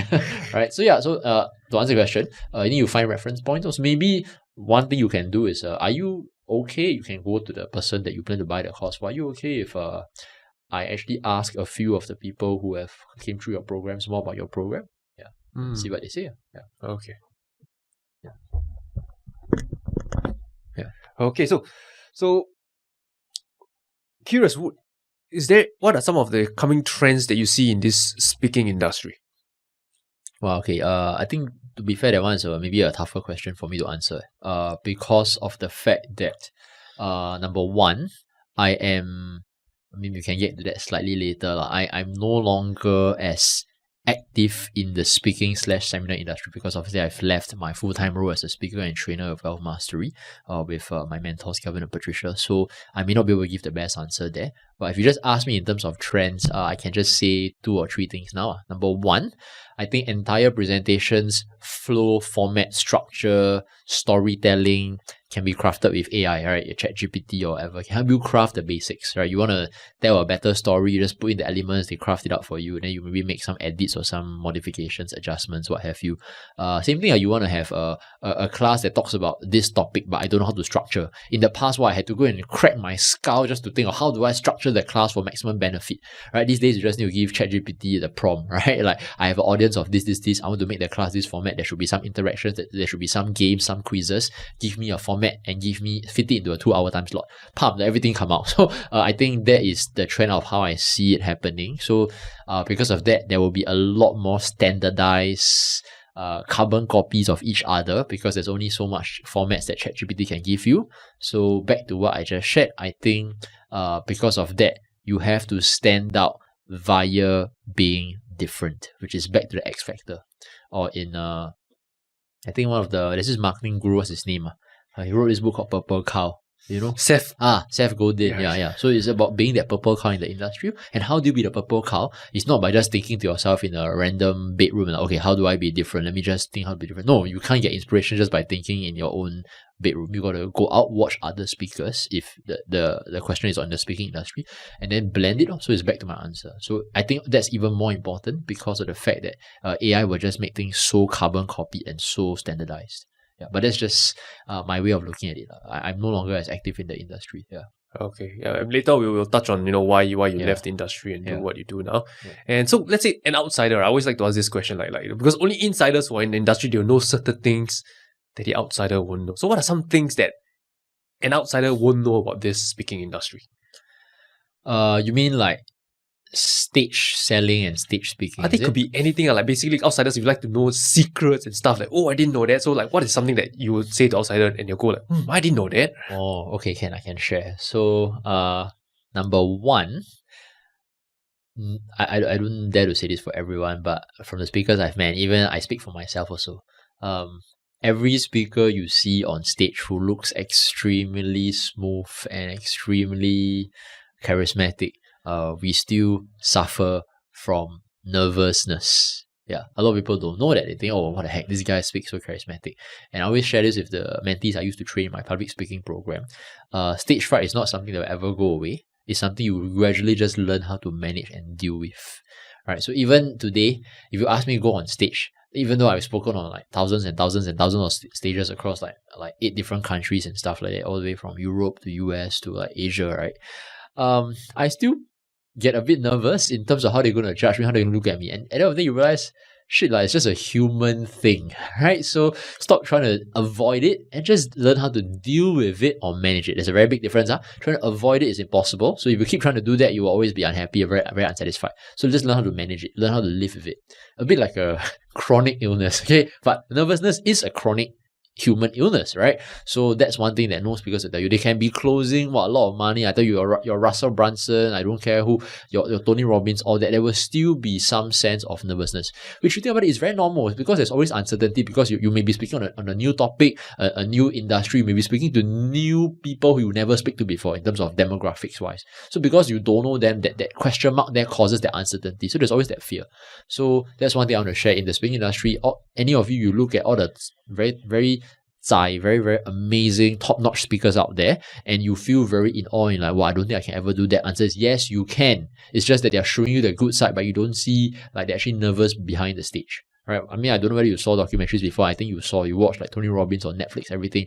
Why does he have the trampoline jumping up and down, everything? Is to get him in the state, right? Get him pumped up, everything. Right? And if he is like, he still needs that even at that level. So that's to let people know that, speakers, all speakers, no matter how charismatic, still suffer from some form of nervousness. Maybe not stage fright, that's not the best word, but nervousness. Yeah. Right. And so far, you've said a lot of, good things, your love for this, seminar speaking industry. So, curious, is there anything you dislike about it? Yeah, I have. It's very, very intense. The hours can be quite crazy on the body and also on the mind. So let me just share. And number 2, it can get repetitive after a while. So I'll just share 2 things. Well, this is a very good question. Nobody ever asked it this way. So first question is intense in the sense where, okay, I don't really wear a watch because I don't like physical things. I like to keep a very monk/minimalistic life, so I don't wear a watch. True story. 2 years back, I was doing a Zoom webinar. But the Zoom webinars I was doing was green screen one. I was standing up doing because in our office we had a proper professional setup. Even though it's on Zoom, but you're standing up presenting, you have a flip chart and then a green screen behind so that you can show a nice background. So I was standing up presenting. One of my colleagues, when I was still working back then for my full-time job as a trainer, was like, Max, I have this Apple Watch. Let me try and put it on you and see what's the heart rate like before you go on stage and after you go on stage. So she put it on me, right? So before that I was eating lunch, right? It was a midday kind of seminar. So lunch is the normal heartbeat, right? The normal heartbeat. And then when you go on stage, right? Think about it, it's not like I'm jumping around on stage, right? Because it's Zoom. I have nothing much to jump. It's just talking, moving the body. But you can see the heart rate just like it just like legit just spiked through. I forgot what's the numbers. I wish I can remember and tell you, but it's a very, very, very big difference in the heart rate. So it's very intense on the body and the mind. It's like, maybe that's one of my ways of keeping lean.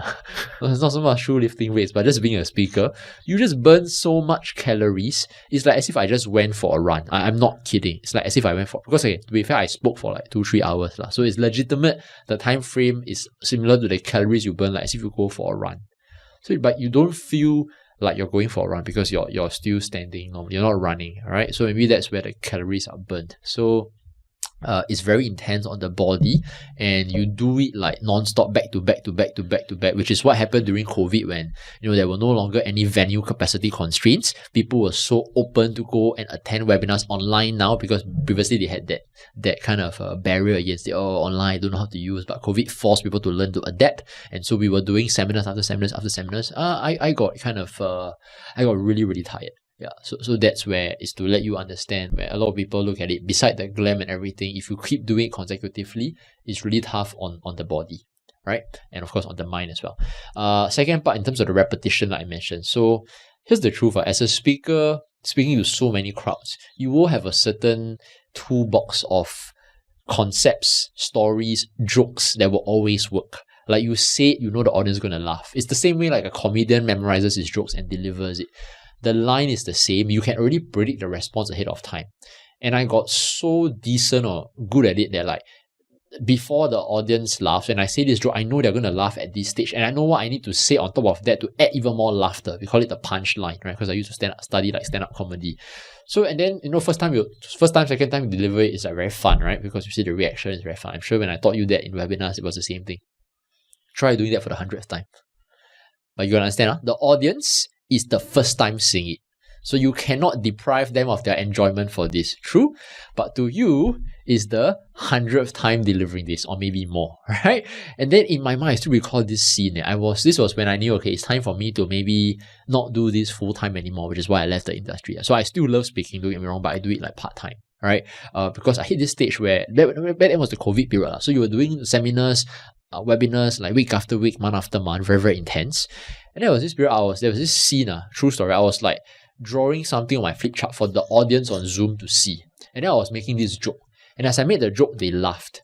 And then I think that very day, the night before, I had very little sleep. So I was really very tired. So I had a bit of a minor out of body experience. Nothing voodoo here. It's just like a typical, you're a bit tired, a bit lucid kind of thing. I actually zoomed out. It's like I saw myself speaking to the audience. I was looking at myself from third-party perspective. You know what I'm trying to say? It's like as if like your spirit came out from your body, but your hands are still moving, your eyes are still moving, your mouth is moving, and then the audience was laughing. On Zoom, like you can see them through the camera, and then the chat was like, ha ha ha ha. The chat was flooded with all the emojis and all the ha ha. And then in my mind, I was like, I don't even know what I'm saying, but because it's so second nature and mechanical, my mouth was just moving, saying the same joke at the same time, pausing at the right juncture, and they were laughing. And I had no idea what I was saying. And that was when I know that, okay, good news is I've nailed it down into a system. Right? I can tell the joke that I no longer find funny. In my mind, when I was watching that, you know what? I was like literally rolling my eyes. I was like, oh my God, is this really that funny? Right? But then they were like eating out of my hand in that sense of the joke, right? So then I realized, okay, you know what? Yeah, I gotta. It's time to kind of make a slight shift. Yeah. So of course, and maybe people will say, "But Max, just because maybe you keep telling the same thing, you never innovate." I'm like extremely innovative, and I really push myself to a high limit. I'm always trying to add new jokes, add new content. But there are some jokes, if it's working well, you want to stick to it, but you don't want to change the thing entirely, right? So yes, but I still always add new content, add new jokes, add new stories, add new material. But the things that work, you want to keep it there, right? So that's the thing. So to help people understand, this is a bit like back to your previous question, what's another industry secret? You're actually less of a speaker or a trainer or a coach, but more of a half role of an entertainer as well. You are a performer after all, true? It's a bit of theatrics as well. Maybe you can say, well, Max, I don't like the rah-rah everything, but when you're on stage, you just have that, you need to have a bit of performance entertainment value in order to keep the audience engaged so that the material or the content goes in. right? Because if you're not engaged enough, nothing goes in, right? So that's also the reason I got very tired, is that it was very repetitive after a while. I thought to myself, okay, I need to maybe slow this down, at least reduce the dosage. Yeah. And so that's why. Okay, I'm going to be a bit greedy here. So, Yeah. what is one joke that I can steal for my own future use that has that has been proven to work over and over again? One joke. Any context? I just want to make the audience laugh. So, what's something that I can steal to make them laugh?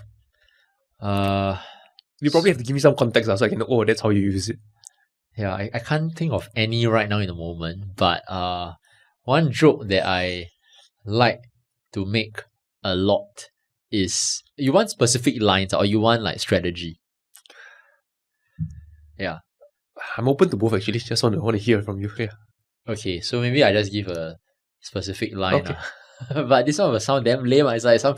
I promise I will laugh. Just do it. The audience is not going to laugh. But I will laugh. Right. So, typically, what happens is I always like to make this joke. Okay, you understand the context because I'm Singaporean and my audience when I'm speaking in Singapore are Singaporeans. So normally at the start of seminars, because the Singapore audience is so predictable in the sense where they don't smile, they don't laugh, their face all look very poker face. Whenever I start a seminar in Singapore, only in Singapore will this work. I will always say, so I know you guys in Singapore, we're all used to having the poker face. We're all born with a facial muscle deficiency. We can't laugh. We can't smile. They will laugh, right? It's to kind of poke fun at ourselves. So I just want to let you guys know I've spoken on stages across the world in Europe, America, Switzerland, Sweden, and Hong Kong, Taiwan, whatever. Whenever in Singapore, overseas, we share jokes or we tell stories, people will normally react. But in Singapore, I realize we can make them happy, make them sad, make them laugh, make them angry. The face is always one standard reaction. And then now because it's a audio podcast, you can't see my face. And then I'll show the Cao Bi, the very black face, Yes. the like totally poker face. And with my arms folded, my face a bit frowning, that kind of face. Yeah, this is the Singapore face. And then they will all laugh. Right?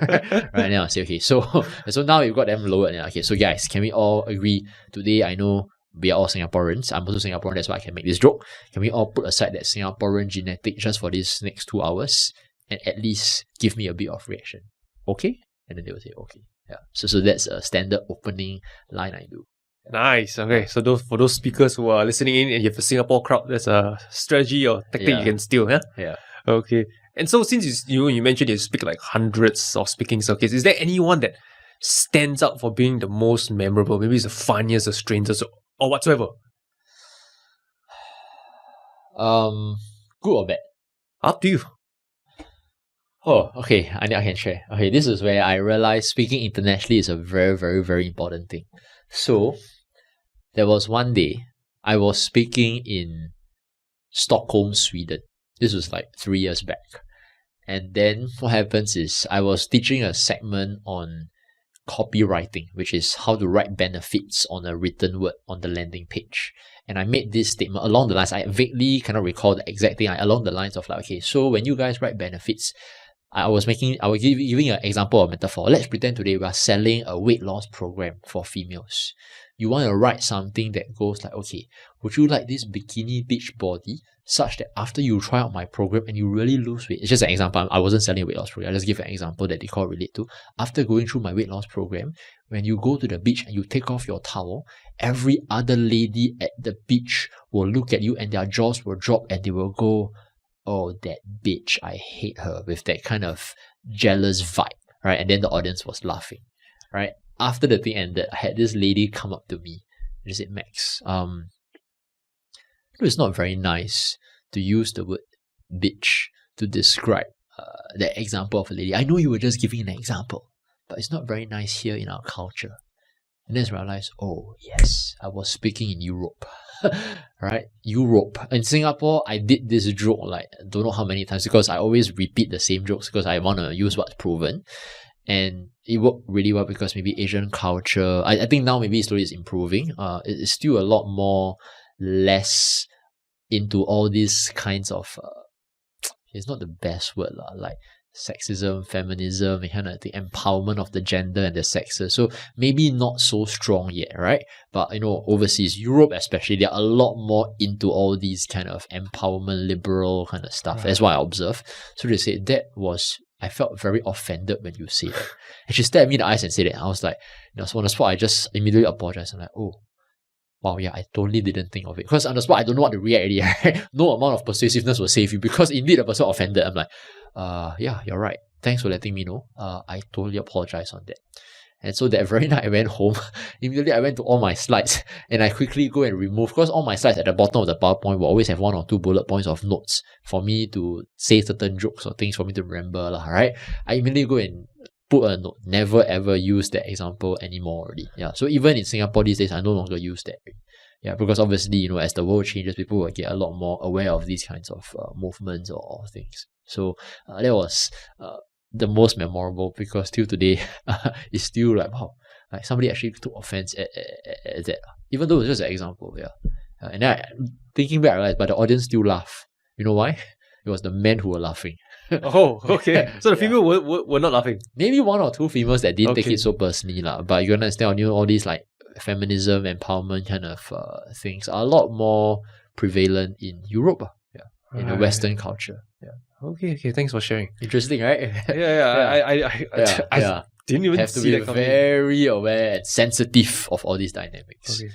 Yeah. But might it occur to you that maybe that's the minority? You can't please everyone, True. But you still choose to you can't. Yeah. remove it. I still should remove, because I think I can make jokes that are more polite also. I don't always have to make jokes that's around these kinds, even though these jokes are easier to make. Because crude jokes always have a bit of an easier way to make people laugh. So, but I thought, it's fine. Just to prevent offense, just remove them. Yeah. Okay, got it. So, now let's move on. I mean, you share quite a bit about the speaking industry, and as for those of you who are listening, right, Max has mentioned that he left, right, and for the insurance industry. So I think what's really interesting, right, is that at least in Singapore context, insurance is something that not many people want to do. At least from where I learned, is like, if you don't do well in your studies, few options left. Go be a property agent or insurance agent, because then you don't have to you don't need high qualification or like a degree or master's. So for your case, it's different, because you clearly have all these credentials. You make your money, you become a millionaire, and then you decide to, hey, let me be an insurance agent. You tell to anybody on the street, they think you are nuts. Yeah. So come on, fill us the details. Why you did that, right? What's the thought process behind it? Yeah, so I think first and foremost, this one maybe we can start going into this theory of small bets, right? Which is, I know what you want to explore further, but quite frankly, it wasn't intentional, it wasn't planned, right? It's not like as if like, after I quit, I'm going to join the insurance industry and be an insurance agent, no, or be an investment agent, whatever, no. So, to kind of share my thought process was after I left my full-time role as a speaker, maybe to give the audience a bit more background, is like due to, of course, me being in a job where I had amazing bosses, and I think due to also my speaking background and everything, I was able to sell one to many, right? Because when you're selling things from stage, you're speaking from stage at scale. So I made decent amount of money. I was a frugal, very, very frugal person, maybe / cheapskate, that's a better word to put it. So saved a lot of money as well. I was like so obsessed with saving that I would track every single thing I spent. So I had a very high savings rate combined with a high income, invested it in stocks and purely like value / proper fundamental investing, and so crossed my own financial freedom number, and was really free in that sense of like total amount of wealth more than my expenses if I take a 4% withdrawal rate. Okay, so done. So I thought, okay, after I left my role, and truth to be told, I really, just because I was financially free, didn't mean I wanted to quit. I wasn't one of those that, I'm free now, let me just quit and then go travel the world and then F you money, whatever. I really like my job. I love my bosses. I love my company a lot. Just that obviously I got burnt out, so I wanted to reduce the dosage, which I shared just now. So I thought, okay, let me just not do that. I'll still do some part-time speaking gigs for my company or my ex-bosses, but maybe on a more freelance basis, and then the rest of the time let me just go chill and enjoy life. And that's when I realized one thing. So we can go deeper into the finance domain right now already. A lot of people want to achieve this thing called FIRE. You know what that means, right? Financial independence, retire early. And so I tried it because I really left my job, and the first day I woke up on the Monday morning without having to report to work, the very first day I was like, whoa, this feels nice. You try that for 2 months, you get bored out of your mind. Like, it's insane because it's so purposeless and meaningless, right? Back then as a full-time employee, we all have that dream of, one day I can just wake up and do nothing, or maybe just cook lunch for myself and my family, live a very slow life and everything, really enjoy nature, everything. And I just felt so bored out of my mind after 2 months of not doing anything, right? I was just waking up every day, reading my investment reports, studying the companies and then analyzing the stocks that I normally buy, and then just spending 2 hours at the gym and everything. And that's when I realized one thing: the FIRE movement, if you have let me just rephrase that. The people who are capable enough or driven enough to achieve FIRE, financial independence, retire early, at a young age, are not meant to FIRE at a young age. What does this mean? You think about it, the people who are capable enough to achieve FIRE. FIRE means you achieve independence at a younger age. It's not like when you're 70s, then you FIRE. That one doesn't count. That's called retirement, right? FIRE is more like early people. Like in your 30s or your 40s, you manage to achieve financial independence. What does it tell you about this person's ability? About this character of this person? I think he's probably very driven, very go-getter. He knows how to set goals and achieve them. He knows how to plan for the goals, and he has discipline. All these traits, just because the person achieved financial independence, overnight disappear? No, it doesn't. It stays there, right? Because it's the character trait. So you think now this person has achieved FIRE, he goes to lead the retirement life, but these traits are still inherent because that's the traits he has inherently within him. Do you think he's going to be happy with retirement? No, right? So that's where I realized the notion of FIRE is a bit tough in that sense. Of course, some people would say but maybe my case is a bit different because I don't have kids. Maybe if I have kids, maybe that might be a different story because I will really enjoy the free time to spend with them, watching them grow up. So maybe that's why, because I'm speaking from a point of view of a guy with no kids. So maybe to caveat, that's the reason why. Right? I do acknowledge that. But yeah, I was so bored because I didn't get to pursue any new goals. I didn't have any new dreams and things for myself. I always like to build and try and build new skills. Right? I'm all about the skill building. So I thought to myself, okay, this is a bit lame. Okay, let me just kind of see what I can do. So just nice, before I left my company a few months back, I had a good friend / senior who approached me and asked whether I want to join the insurance industry. And my first reaction was, no lah, siao. Right? Because obviously, to be fair, to be upfront, this industry has a bit of stigma. I don't care what people say about, we're changing lives, we help people plan their finances. Yes, I agree. Some people really see and believe it. And I do as well right now. But the fact you have to acknowledge, the mass majority still sees it as a bit of a dirty industry, right? Our sister industry, real estate, gets a lot of glam. Our industry gets a lot of dirt. Maybe the perspective may be changing, but still quite a bit of that, or at least stigma, right? So I thought to myself, no, siao, go and be insurance agent, crazy, right? But then I was like, after that 2 months of boredom, I was like, okay, let me just try something lah. Okay, so I thought to myself, hey, actually I'm good with numbers, I'm good with investments, I can really analyze financial statements. This skill set can come in handy in advising people about their finances. I might not need to sell anything because I a bit arrogant, but I don't mean this that way. I just mean it truthfully. I don't need that money. So let me just go try lah. No harm. Let me just take the exam, and if I fail, then I fail. So I was really, everything was ROI centered already. So we can get into small bets in a while because it's moving there gradually. I started to think myself, okay, what's the amount of time that I will lose taking the exam? At most, maybe 3 weeks taking the multiple papers of study and mugging time. It will be tough, but only 3 weeks. 3 weeks in the grand scheme of things of the entire scope of my life is very small. So the bet is just 3 weeks. I'm not going to pay for the exam because the company or my agency pays for it. Right? So I thought, okay, fine. So let's take it. And then if I fail, then at most I lost 3 weeks. And then maybe pay them back for the paper, which is at most $300. So it's a very worthwhile bet to take to open new doors. So I tried, take the bet. And the cool thing about bets is that, so I see this as a bet, a BET, in case the audience doesn't know what this means. My philosophy these days is more like, it's what I didn't share with you before. Every quarter, these days, my new philosophy is I no longer set goals. I set bets. I set bets that I want to take this quarter that either push myself to try something new in terms of putting my time, money, or emotions on the line. Yeah, so I set bets. And the reason I do that is because it's just to expose myself to new ways of thinking. Because only when you expose yourself to new environments, new setups, new ventures, somehow more doors will open. But if you don't do that, the door will never open because you can't see at your current stage. So the bet was to just take the paper and I pass. And then after I passed, I thought, okay, fine, let me just go see your first few clients and everything. Because I really don't know whether I can even help them or whether even help them see value in what I have to offer to buy from me. Because it's all about a value exchange.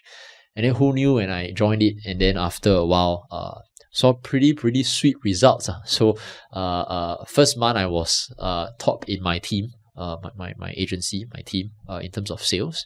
I'm like, I totally didn't expect that. I was like, holy shit, like, I mean, these people actually like see value in what I'm doing to trust me to buy something from me. And then who knows, actually I can transfer the skills of persuasion from stage over into the one-on-one, and without coming across as pushy, because I really didn't need the sale, but it just still came in.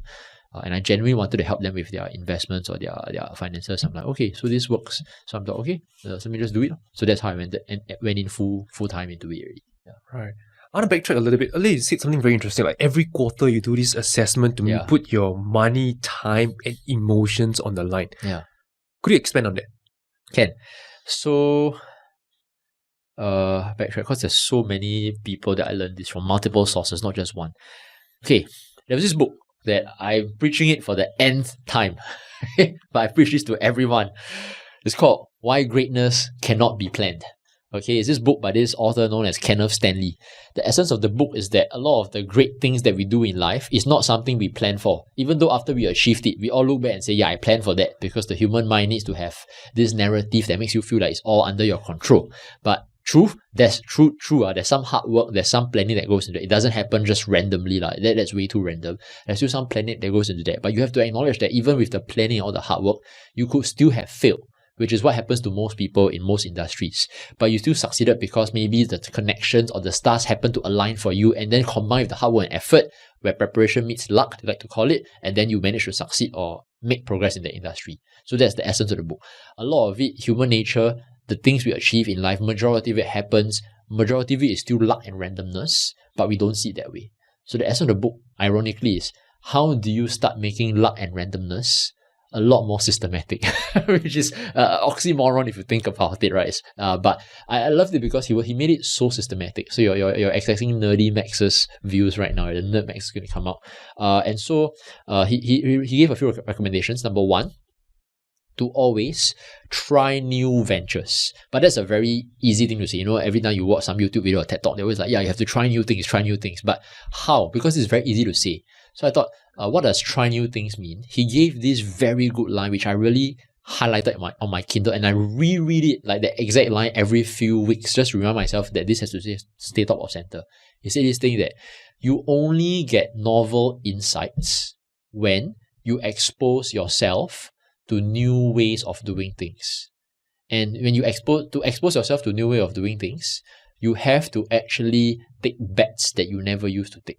So essentially, the essence is that in order to get new ideas, I cannot just sit down with a blank piece of paper, stare into space or at the beach and say, okay, let me think of what new ideas I can. Because my worldview or my lens of the world is just limited to what I've seen so far.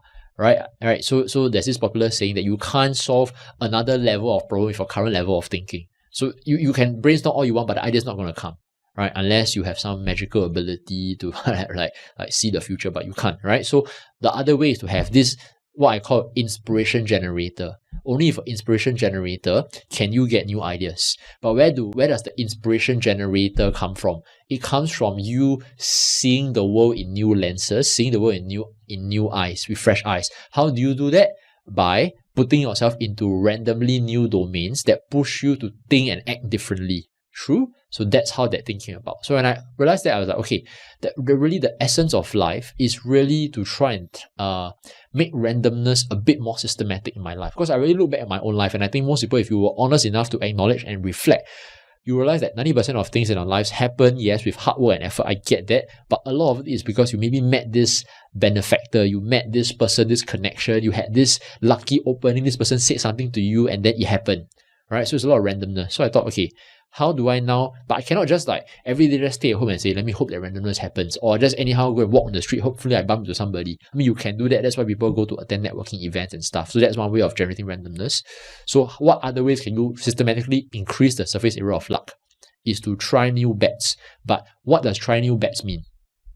I want to make it a lot more clear. So try new bets mean I must actually use my money and my time to bet onto something new. That's only the way that I deem as trying a new bet.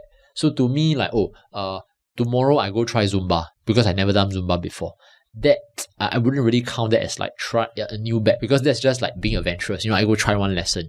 So a bet has to be something a lot more systematic. So example is like, okay, this quarter I'm going to put $5,000 to try this new way of marketing I never tried, like that. So that's a bet, right? This quarter I'm going to spend, for example, I'm just making this up, I'm going to spend 20 hours recording videos for this purpose to launch as a social media content. That's betting with my time. So you see, when I bring it down to money and time, it makes it a lot more systematic.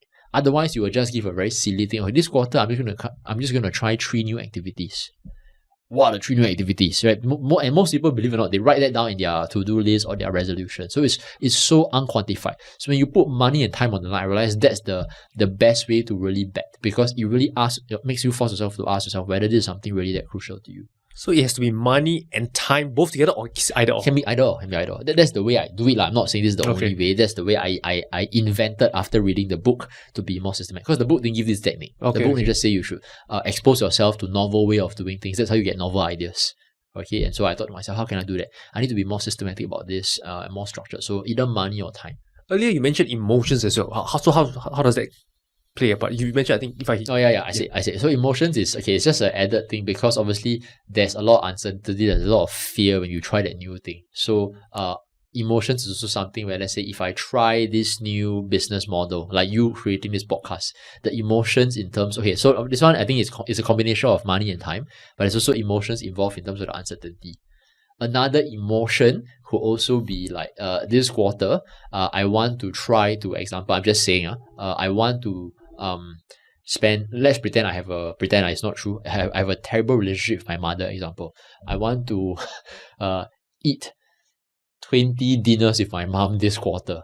That is an emotional bet, because it costs time and money, but I don't think that's the thing that you really think so much about. It's more like, wow, I pretend I hate my mom, even though I really love my mom. I'm just saying, I hate my mom and I need to have 20 dinners with her. That is an emotional bet. Yeah. Something that you do that gives you butterfly in your stomach, that kind of emotion. Yeah, correct. So I think, thanks for pushing that. So the reason I wanted to use either money, time, or emotions, because only then can you really call it a bet. Because you can't call it a bet if there's nothing on the line. True? I think, thanks for pushing me to elaborate. So if there's nothing on the line, then it becomes a bit too easy already, which means it's not exactly pushing you out your comfort zone. So I wanted something that pushed me out of my comfort zone, and to only push out so it's like, what things push people out of their comfort zone? When there's skin in the game and there's something on the line, so there must be something on the line for it to be defined as a bet. So going to Zumba is not a bet, because it's just 2 hours. Yeah, I mean, unless you're very very particular about losing 2 hours, but 2 hours I think most people is okay. Maybe the class maybe is a trial class, so you don't lose any money.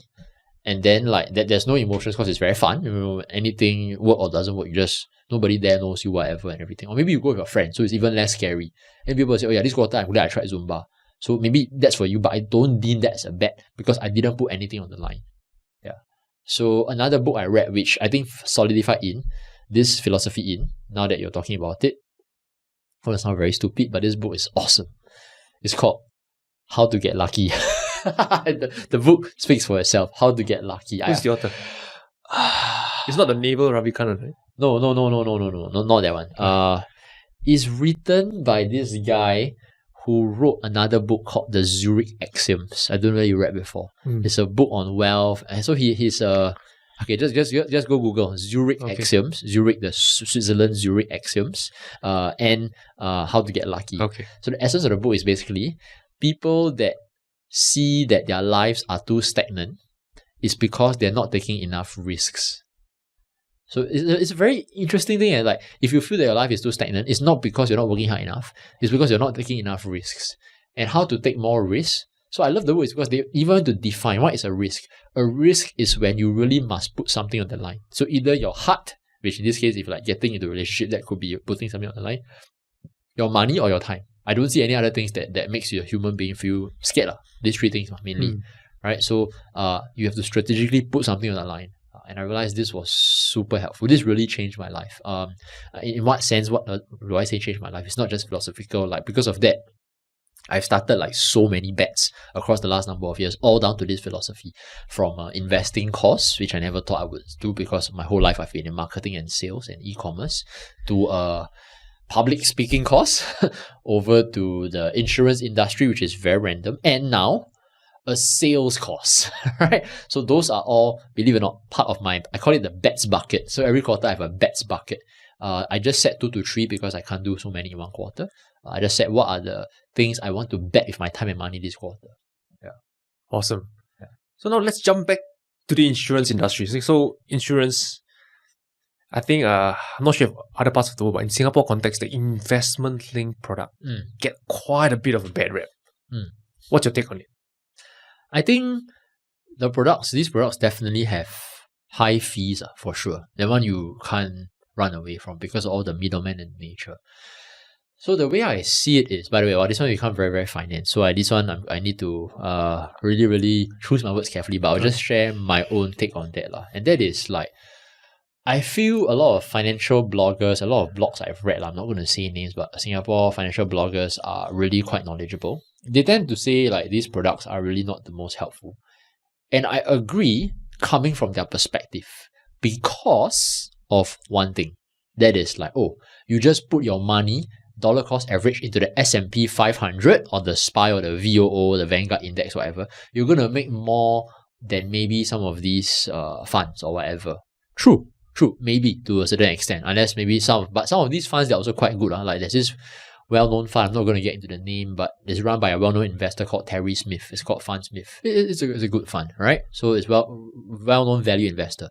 That thing really beats the market. So you can't say that just because it's a fund and then because of that, it will be lousy as an investment. There are some funds that still do well. But let's take that fund out of the picture, right? Let's just use most of them. Let's say pretend you can't beat the index, fine.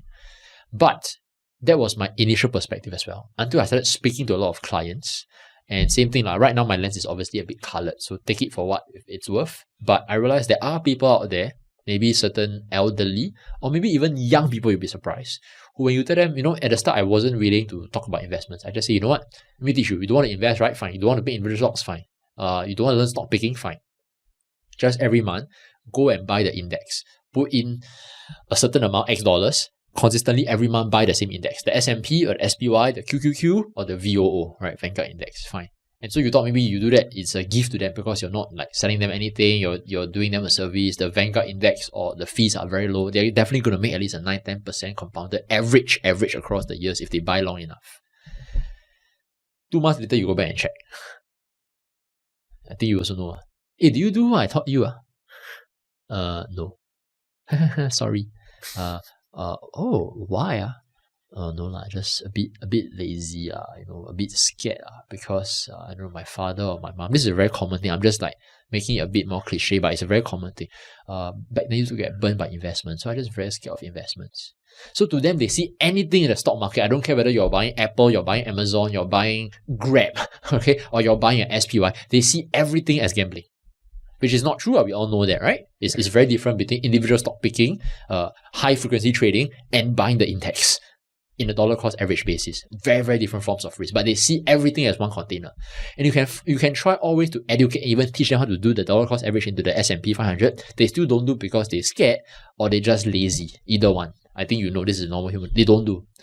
So I ask this question to myself, which people who are out there thinking. So these people out there, their next alternative is they do one thing, they just buy fixed deposits, or they buy T-bills or bonds, right? These days, of course, fixed deposits are a lot more attractive, right? But you want to think about it like these people, but they're not happy to fix FD returns. They want to make maybe that small percentage a bit more without having to go through any of their own investments. So then they can go for the robo-advisors or they can buy into funds. And this is where I feel that there is a legit benefit for these groups of people.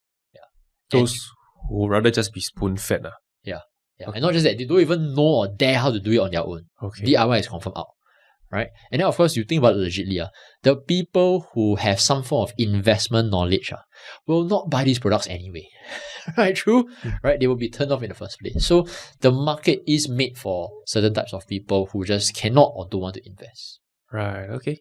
Then are there any products that, you're in the industry, you come across so many. Are there any products that you feel for most of the general population, for most people, they should avoid those products?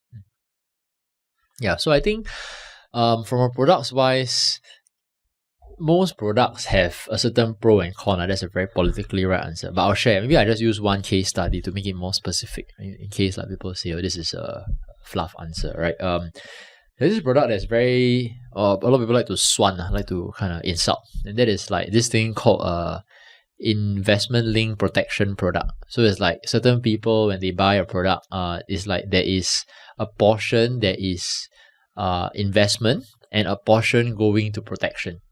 Isn't that the investment link product we spoke about earlier? Yeah, okay. So yes, but there are some products that is like heavily mainly towards investment, small part protection. But these products are the ones that get the most bad rate. The one I just shared is like maybe a lot of it is in protection or like 50-50 investment protection. Kind of like that one is more the one that is front and center, people always slam on.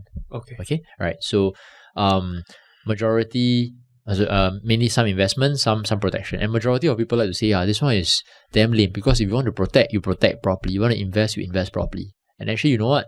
I agree. And that's why these kinds of products are not things that I actually do promote myself, right? But same thing, after a while in the industry, I'm definitely not a veteran. And you speak to people because you will hear about the other policies that they own before they met you. And you realize some people like these policies and they love it. Why? Because to them, it's like they get a mixture of both. And then you sit down to explain to them and you break down, you show the numbers, everything. Actually, it's more worthwhile if you just split it up, you just pay for a direct coverage of protection through a term policy. It's much cheaper. And the rest of it, take your money, you go invest yourself, whatever. I teach you how to DCA into the S&P 500. It's so much more worth it.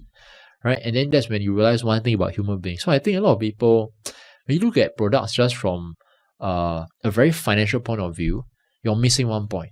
That's something that I think Morgan Housel said very well. Financial decisions are not made with logic. Financial decisions are purely personal. So the people who love these investment products, you know what?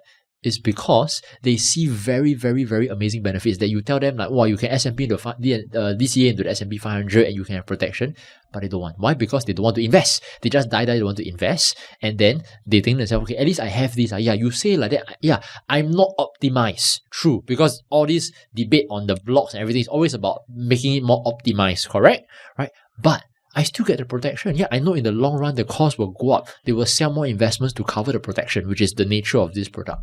Yeah, but fine. At least I still have some investments right now. And then the protection, at least down there, serves its purpose. Right? So by me doing it this way, is actually helpful for me in that case. So you see, that person is making the decision based on her perspective. And you also notice this about human beings. Most 9 times out of 10, when they are really, really believing of their own perspective, no matter how much logic you convince them that is actually factually correct to them, they still prefer their current method. And that's when you realize personal finance is personal, which is one thing that Morgan Housel said. So to answer that question, are there products out there with certain benefits or disadvantages that I maybe don't really like? Yes, and I don't sell them. This is one of those products. But are there people who genuinely see benefit to it? Answer is yes. So who is right, who is wrong? I don't know. Yeah. So from what I'm seeing is like maybe such people, they are more driven by emotions. They feel more easier to swallow, to accept this type of products rather than you tell me to optimize it. We have to do this, do that, and there's a risk of loss because it's investment compared to that product which is investment come protection. Yeah. First, the investment part still got risk of loss. That one always has the investment part always has a risk of loss. But the essence here is more like because they don't want to invest on their own. So you teach them how to optimize here and there, even do a dollar cost average, everything. Even you ask them put into the robo-advisor, right, which is actually kind of helpful in the sense where it automates it. They also feel more secure for it to be under a proper company. As long as they're not the one doing it, someone or something else is the one taking charge of it. Like maybe they feel more assured because it's a brand name, like it's because it's a DBS or it's one of the local insurance companies. You hear the name, like you feel a bit more assured rather than like a robo-advisor company. But I'm not stating company names because I don't want to state any company names. But so this person makes decisions based off what his or her values and preferences are. Right. And so that's why to me, my belief is there's always a product for every person. But as a salesperson, if that product doesn't match your values, then don't sell it. Yeah. So like there are certain products, but I'm not going to say what, but I just stated an example that I just don't sell. Yeah. So the product doesn't match your values, so you don't sell. Yeah. But what if the product matches the person's, the client's value, but not your value? Do you still sell? Okay, so if that's the case, I give you the firm answer as a salesperson. Answer is yes, I will sell. Okay. Because that person sees value. So who am I to actually kind of make the decision for them, right? But normally I don't face this case. Why? Because if the product, you think about it logically, the product doesn't match my values, it will not even come into conversation. So unless you're telling me like this, but this is going to happen very rare, it rarely happens.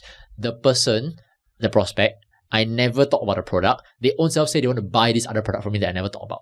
What's the odds of that happening? It's very, very, very, very low, right? Nobody's gonna like, hey, come, take my money, I want to buy this product from you. No, unless you do some bit of convincing or sharing. So, but because I don't believe I don't share it, it will not come out in conversation at all.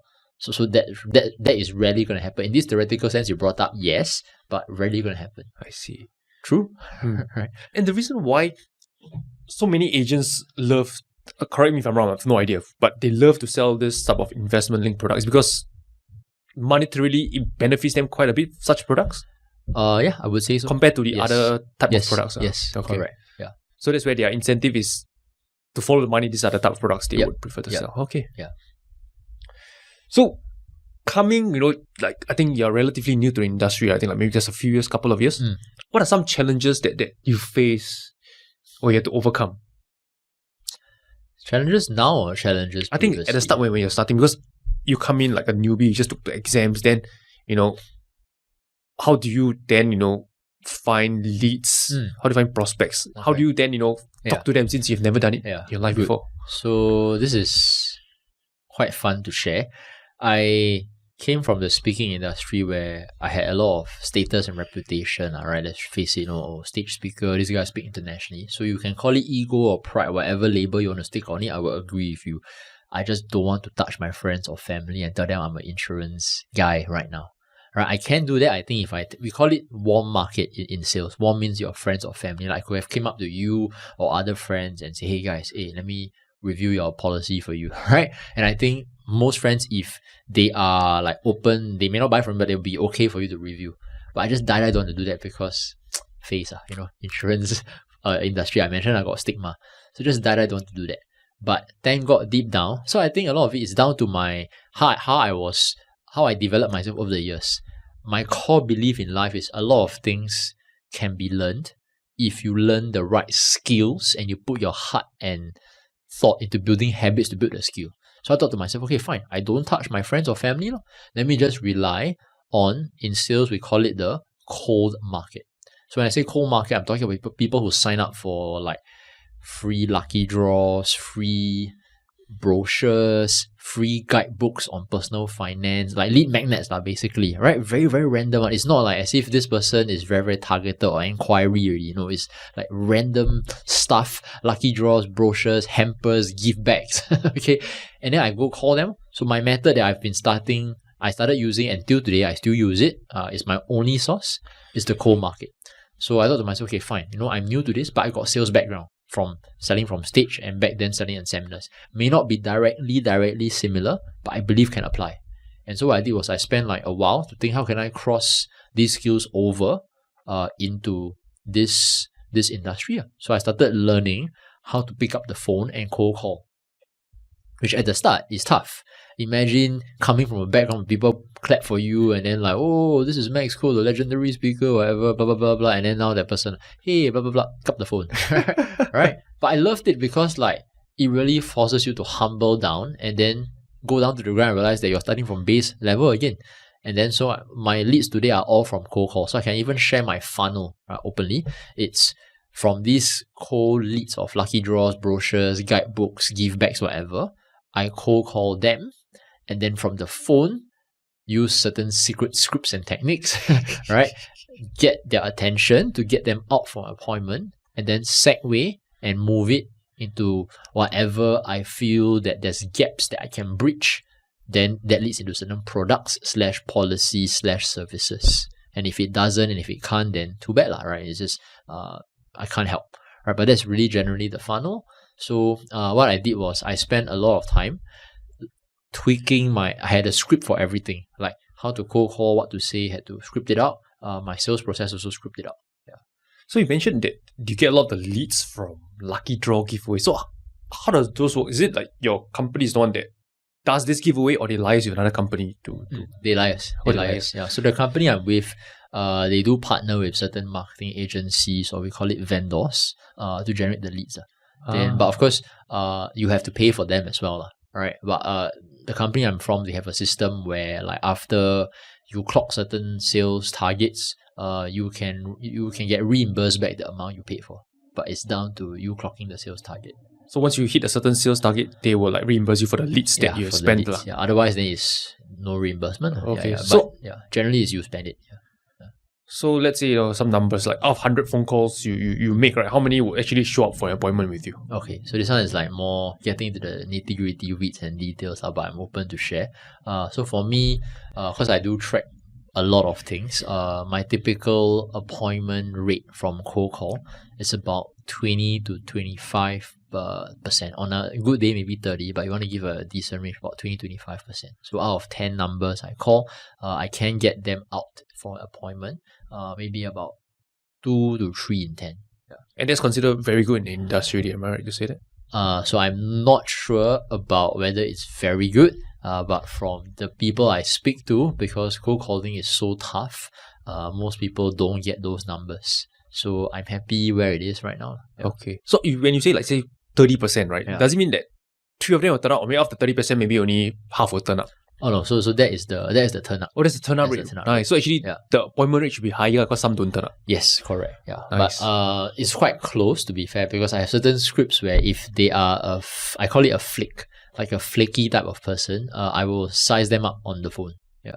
What do you mean by size them up? Means that I will sense that they are flaky, and I won't even set the appointment. Okay. Yeah.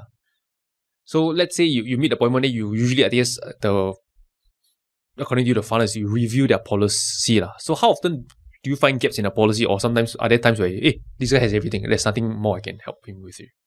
Oh, actually, it is quite a 50-50. Right. Yeah, you won't know, because it's a bit like luck of the draw, right? It's like opening a mystery box. You don't know whether the person has everything or doesn't have everything. So, but to share with you, my own realization in this industry is actually not so much the policy review. A lot of people, every agent does the policy review. To share with you, I don't really do that. It's more about actually selling yourself and selling who you are in terms of skills and what you have and what you can offer to the person first. Because once they buy into you as a person, so this one is up to you, each individual salesperson, how they craft their angle, whether you are good with finances, you're good with investments, you are trustworthy, whatever. Different people have different ways of getting that. Once you get that right, then they are open to talk about anything under the sun. Does that make sense? Which means that, let's say I see most people just going, okay, blah, blah, blah, blah, and then, okay, let me actually do a review for you, because, no worries, there's no obligation, you don't need to buy anything, it's just value added for you to know whether there's any gaps. Even if the person give you the policy, 9 times out of 10, they know you're trying to still get an opening. So when I go the other angle, I don't even need to do a policy review, because when I sell myself or I sell my brand, whatever, and this is different for different agents, we all have different backstories, whatever. If the person sees you as an authority or a credible expert in whatever domain, or maybe I'm very good at finding loopholes in these types of policies, I'm very good at investments, I'm very good at protecting families, whatever can be anything. I'm very good at helping you plan for transfer of your wealth to the next generation. And these are all different specialization tracks which people in our industry pick. If you can brand yourself specially in that clearly, then you don't even need to do a policy review. You can immediately ask, is this something where, now knowing what I do, is this something that will you say you are open to actually have me explore with you together, or you're completely closed up to that? And if the person sees you an expert in that, right, they may not have thought of the need, but I'm willing to give you a shot. Make sense? So the person may have everything already, but seeing how credible you are in that sense, or the way you present it, they're like, okay, maybe let me just hear what you have to say. Then the door open. So I don't even need to do the policy review, even though I still do sometimes, but it's not necessary. Got it. Yeah. So this is where my perspective in sales come in. A lot of people think sales is just about, and see, where do all these policy review methods come in? I think the advantage I have is that I'm coming in from a third-party perspective, because I'm not from the industry. So I come in, thank God, without using the typical industry practices. So that's what helps you stand out. Where does this policy review practice come from? It comes from all the previous generations are all just using the same methods. And if everyone uses the same method, the minute you throw out this technique, they're going to label, you see, the way consumer behavior works is back down to sales and marketing, right? In your head, your brain has many different compartments and boxes.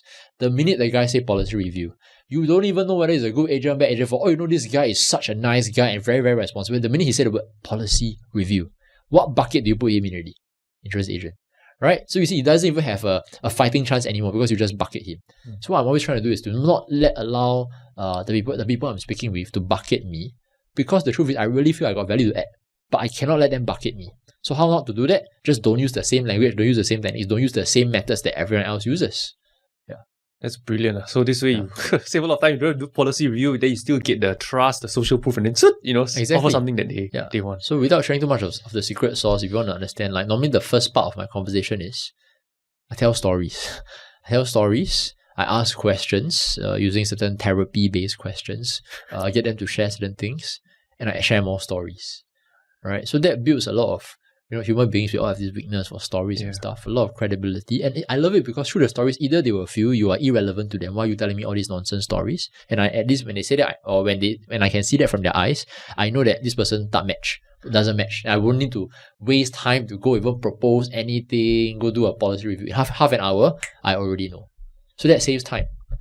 Right? But if this person, through the stories, they resonate because there's certain values that they vibe with, right? Through the questions I ask, they actually open up. I know this person is open. Open not towards products, but open towards me. If they're open towards me, anything I come up with, they'll also likely be open. Not always, but likely be open. So you see how sales shifts really? It becomes more of what are you really selling? You're not really selling a product. You're selling yourself and the concept that you are representing. Yeah. So out of 10, let's say some they don't open up, half an hour, chop, bye-bye, you will not see them again. Yeah. But the rest that show interest, then maybe there's another follow-up appointment where you get to know them better and find something suitable. Yes.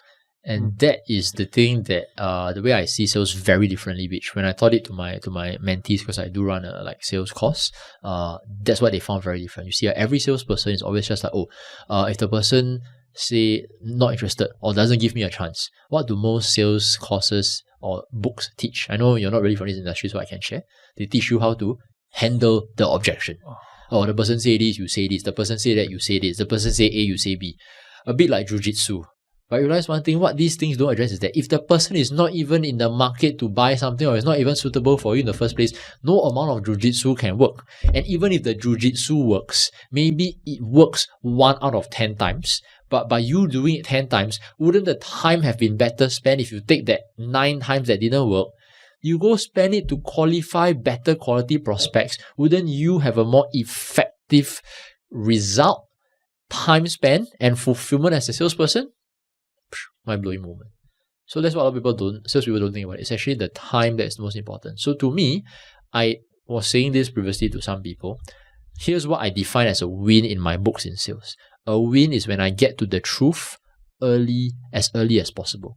What does the truth mean? It means that in half an hour, I know whether this person is open to have me make suggestions to him about his or her finances or protection or investments, whatever. And if I get to the truth in 30 minutes, that's a win to me. Which means if in 30 minutes the guy reject me and say, you know what, I'm really not interested, I don't want to waste your time. I love it because it's a win. I don't need to go back and draw up something, sketch up something, review something, and then even propose something and then do a follow-up, which is what most people do because they're like, hey, just do lah. No, you never try, never know. The typical salesperson mode, right? At least got chance, And true, I agree, at least got chance. But how many of these quote-unquote at least got chance are you wasting the time on? Right? So half an hour, I find that this person got potential, open to me, it's a win. No potential, close up to me, tell me to F off, also it's a win. What I don't consider a win is after 4 hours, which is 2 appointments of 2 hours each, for example. I propose everything, follow up. Only at the end, then realize, shit, this person actually got no money. Or this person you consider with the wife, or consider with the husband, or this person actually not interested, just stringing you along only, which is very common in sales. By prospects tend to string salespeople along because they don't know how to reject. Right? It's a very common thing. Right? And so string you along, you find that out after 4 hours, it's a loss by my books because you just wasted 4 hours and you could have just only spent 30 minutes on the bet. So it will make sense for you to give them an outlet to say if they're not interested, don't string you along, so you both can just go separately. Yes, you want to give them an outlet. Yeah. Okay. That's the way I see sales. I'm sure there are many different schools of thought of sales out there. People may disagree strongly, but that's what works for me. Yeah. So what's your daily routine like now that you do cold calling, you meet prospects? Wow. Yeah. So how's your normal typical day like? Actually, it's damn chill. Yeah, I mean, I wish I could do more. I mean, I wish I had the fire to do more. So obviously, I think life stage change also, right? And of course, helps that, of course, I'm also okay financially, right? Quite comfortable. So I can share my week. We use weekly because daily can change. Weekly routine is one day of the week, about 2 hours. I just do the cold calls for the leads I've received. Right? 1 day a week means a full day at 9 to 5, that kind of thing? No, 2 hours. Oh, 2 hours, okay. Cannot call whole day on. You will get very drained. So 1 day a week you call for 2 hours? Yeah. 2 hours a week, okay. Yeah, so that one you can set. Okay, but you know why? Because I only go for 3 to 4 appointments per week. Oh, because you have a goal for yourself, 3 to 4 appointments per week, okay. I set upper limit. I know most people is like, I want to set like at least 20. I set maximum 4. most other sales people will be like, I want to have at least 3 appointments per day. That's a common one, by the way. Okay. Mine is 3 appointments per week. It's because for me, so you see, everything I need to share. So let's just zoom out beyond insurance. Why are we doing all this for? It's to make a living, what? True? Right? Everything. I mean, yeah, you can say purpose, change life. It's still make a living. You still got to get paid for your effort after, otherwise it's a bit silly, right? So to me, I see it as multiple income streams. So what is my passion and the main thing I really, really enjoy? 2 things. Speaking and investing, right? That's the thing I really enjoy and love most, more than anything in the world. Sales, insurance, this job, it's just a way for me to kind of, believe it or not, pass time, meet people who are into money and investments, and kind of make a small little difference in their lives and maybe get paid a little bit, right? So why am I sharing this? Is because if I know that's my end objective, I don't want this to take over my life in terms of insurance sales. So that's why I set maximum 3 to 4 appointments. The rest of the time is very important. So this everything actually there's a lot of link. I need to have enough open space so that I have space to take on more bets if they occur in front of me. Because I have this belief which I now fully resonate. When I was a full-time employee, I couldn't relate. When you have a very, very packed calendar, even opportunities staring you in the face look like distractions. True? Right? Back then, we've all faced this. Wow, you're so busy. Like, this thing is actually a money-making opportunity, right? You see like a distraction because you got other things to do. So this is something that you shouldn't be entertaining now because it's not right. It's a distraction, it's a temptation, whatever. Shiny object, throw it away. But actually the truth is there are some shiny objects that actually turn out to be gold mines. Yeah, so I always intentionally set my calendar must have some form of buffer. In fact, a lot of buffer. So my calendar, if you look at it, is relatively empty. 3 to 4 appointments per week. How much can that take? 1 appointment at most 2 hours. Half an hour if the guy rejects me. right? So then 3 to 4 appointments, done. The rest of the time, reading, investments. But how much reading can I do before my eyes get tired? Right? So then really a lot of time is at the gym, sitting down at a random coffee shop, staring into space, thinking. And then, believe it or not, that's where all my multiple course ideas came about. Because I was bored and I had free time. So one secret is to share that basically boredom is a good trigger for new business ideas. It sounds very silly, but it works. So I always try to make myself slightly underemployed. This means a bit more like not too optimal in the calendar. Yeah, so that's why 3 to 4 appointments per week. So you see, everything ties in nicely. So why 3 to 4 appointments per week? Because that's enough for me to make a relatively decent income where I don't need to get very rich from this. I'm not after that. Decent income for me to feel like my time was worth it. The rest of the time is to build other income streams, pursue other passions like speaking, training, investing, which is really what I'm more into. Yeah. So what if because from what I know, I really respect my wife. She has a friend who manages our insurance, and I find that they're really very busy. Not only do they have to source new clients, they also have to kind of do the paperwork. Like for example, we buy a holiday insurance, something happened, then we send hey, this person let's say Michelle, hey, we have this accident, help us, follow up and claim. Then they have to take time out of their day to go and support all these claims. So I'm thinking that if they have so many clients all start filing for claims, wouldn't they be so busy as the more clients they have? Yeah. Because they always have to service them. Yeah. Yeah. Do you face it? No, not really. Because I don't have that many clients.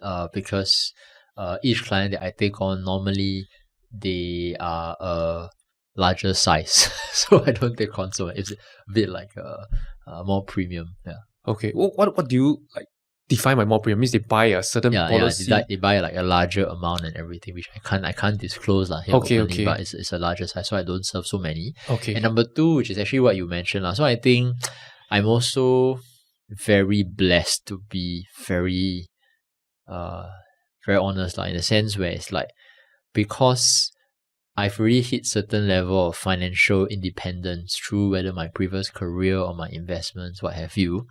So when I came in, it's not like I need to get more clients to get more money. I legit do this because I just enjoy talking about money with people who are into money as well. Right? Money means can be protection, can be insurance, can be investments, all money. Right? So I legit like it. So because of that, I don't need to service so many, because it's more like a pastime is not the right word, but it's more like just I like talking to people 3-4 times a week, but that's enough as a quota. Right? Yeah. Does that make sense? Like helps me get out of my hermit crab shell, but not too many that it burns me out as an introvert. Yeah. Yes. And just want to bring back also, earlier you said that your main way of getting leads is through cold calling. So what are some of the other common strategies that people in your industry use to get leads? Oh, I'm sure this one is very common. In fact, this is probably something you all faced before. Friends or family. Just go approach friends or family. Yeah. I'd like to hear maybe other stuff that I might miss out. Like I know friends and family, road shows. Are there any other things So that you do? there are mainly, I think, quite a few platforms. I don't think it's like can everything say in one, but the general gist is friends and family. Number 2 is referrals. Number 3 is your road shows, right? Which is basically like at the MRT, at shopping malls, whatever. And then lastly is cold market. Cold calling, which is where you specialize in. And you see that's the one that most agents usually turn away from there. I would think so, because number 1, they try it and it doesn't work. Number 2, getting slammed down on the phone is very tough to handle unless you know how to do it, right? Which you can come for my course. Or basically, it makes sense, right? Like you just take a human being who is very motivated. You just need to get that person get slammed down 5 times. They will say this thing doesn't work already. So I love it, which is something I like to say is because it's a blue ocean, and I think you know what blue ocean strategy is. It's a blue ocean.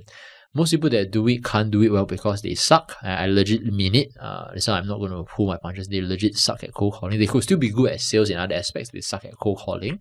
They don't dare to do. After doing 10 times, they will say that this thing doesn't work. The leads are fake. People are not interested. Right? People will never ever come up for a cold appointment like this because it's just a random lucky draw. It's impossible. Blah blah blah. And all these negative self-talk come in, right? And so then they stop doing it. So they just completely scratch that off, or they write that off completely. Which I like because it serves to my benefit. And the way I see it, right, this will continue happening for a long time, because talking to a stranger is just very hard. Getting rejected even harder. This is very scary. Yeah. So I'm sure you had your fair share of rejections. The first 5-10 times. So how do you deal with it? What was going through your head when you got your first 5-10 rejections on the phone? Okay. So to be very transparent, I didn't get much rejections. Sorry. No, I know. Okay. No, I tell you why. Because, same thing. Everything, a lot of credit. I came from a sales industry. Even though it's a different industry, speaking, training and everything, but you're still selling things, selling ideas, selling concepts from stage. So, number 1, when I started doing cold calling, I roughly knew the types of emotional triggers that would get people to not hang up so fast. And even if they reject, you'll be very surprised. This is one thing I like to share with people. A lot of people, maybe you watch a lot of movies or dramas, you will very, very, very rarely face the guy who will tell you, I don't know whether I can swear, but the guy who tells you to fuck off and put down the phone. In fact, I haven't met before. So most rejections happen like this. They're like, oh, actually, sounds interesting, but I think not at this moment. I'm really not very interested. Thank you. So it's very polite. And you think about it for a second. Most sane, normal people, the keyword here is normal people. Nobody wakes up in the morning thinking, oh, today, I hope a salesperson calls me so I can shit on them and I can give them a bad day. Nobody does that, right? True. Number 2, most people still want to be polite. So rejections are actually less painful than it is. Plus, number 2, because I came from a sales background, I was able to engineer my scripts such that the rejections that came in, they don't come in so aggressive because I'm not pushy or I'm not too fierce. And number two, they come in very nicely. And then my sales scripts tend to get them to engage on the phone a little bit more. Yeah, so maybe I know I'm being very vague because I don't want to share too much secrets, but I'll just share one. Okay, fine. So one thing I normally say when they pick up the phone, ring, the person says, pick up, hello, this is who is this? No, hello, is this Rayner? Yeah, who is this? Right? The typical salesperson will go like, hey, Rayner, whatever the free gift is lah, I just use a random thing. Yeah, you sign up for this free lucky draw, free enrichment class voucher for your daughter. Am I right? Is that you? Very typical thing. Or worse is the Rayner, do you have 5 minutes? Is now a good time to chat? That one you're going to hang up because you hear the MasterCard, Visa, American Express voice, you cut customer service voice. So pretend we don't do that. We just Rayner, I'm calling because you sign up for this blah blah blah lucky draw and brochure. Is that right? And then most people will say, yeah, right? But when you say that, you will likely think something's gonna happen next, right? You know he's gonna try and sell you something, right? So one shift that I do, believe it or not, is hi, is this Rayner? Ring, is this Rayner? Yeah, who is this? He will reply. Yeah, Rayner, I'm calling because you signed up for this free lucky draw voucher enrichment class for your daughter. Did I call the wrong person? Is this the wrong number? Oh no, yeah, that's me. Boom. So their gut is like, zoot, yeah, went down. Yeah. So I'm not saying just because I do this, then they're like, oh my goodness, take my money, come buy. Like, no. But because it's cold call is the Wild Wild West. Every second counts. The longer you can last on the call, the more doors you can open to potentially get an appointment. So you see, most salespeople, they die not because they suck. They die because in the first 5 seconds, the prospect write them off already. True? Yes. Like, is this you? The minute you say, is this you? Is this right? It's a very common thing. Is this right? Typical salesperson. They will say, yes, this is me, but they'll be on guard already. Just by doing, did I get the wrong person? What just happened? It's a very small shift. I just got them to pull me in. So they might still be skeptical, but for that moment, the skepticism is a lot less than the other person's skepticism. Right. Yeah. So no, this is me. In fact, so they will normally try and justify. Yeah, this is me. I did sign up for that. Yeah. What's up? They're not trying to appeal to you instead of you to them for that moment. So you see the power dynamics, just this minor shift shifts the entire power play very drastically. Yeah. Awesome. And this is just one of the things. Of course, this one will take too long. We can do a proper sales podcast, but I don't think you guys can look for Max later when he shares his where to find him and sign up for whatever you think it's good for you. Yeah. But yeah, pretty much that's how I do it. Okay. So now imagine, let's say, someone who has been working for now a few years now, then got some money and wants to buy insurance. So what do you think, like, from your perspective, what are the few things that person should get covered first for the general population? Oh, definitely you need to get your this one I'm going to share. Some of it sounds a bit stupid, but number one, the hospital should be there. But this one, I think 90% of Singaporeans should have a hospital plan, because that one is like Singapore hospital bills will kill you. Okay, like if you need to go for any major surgery, whatever, hospital plan must be there. In Singapore, we call it the Shield plan.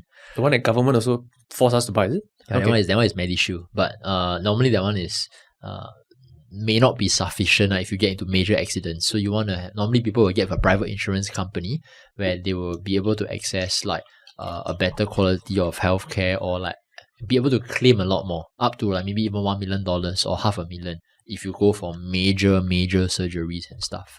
So hospital one, that one is very, very crucial. So that one confirm must get, because without that, any investments you make is dumb. Okay, you will just have to give money away to the hospital. Okay, so hospital covered. Number two is actually your illness. Yeah, this one, I'm going by priority by my definition, your illness, because a lot of times you may not always die, right? Dying may not happen, but you may have some period that you cannot die, but you also cannot work. You get what I'm trying to say? Yeah. Right? So like maybe 3 years, 5 years, maybe even 10 years out of work. So illnesses, or in Singapore, the definition is you have the list of 37 critical illnesses, from your cancer to your heart attack to your diabetes, whatnot. So all these things, make sure you get sufficient payout. Up to you to decide what's sufficient for you based on family circumstances, based on expenses, based on commitments and liabilities. Can be as low as like 100, 200K for some people, can be as high as a few $1 million or even more for some people. So yeah, that's why you need to get covered in case anything happens where, let's say, sole breadwinner or like important breadwinner in the family suddenly cannot work. Boom. You have a payout of, let's say, like example, $3 million, for example, that can last you and your family for a while with no income, right? So that's very crucial. And then the next one is then death.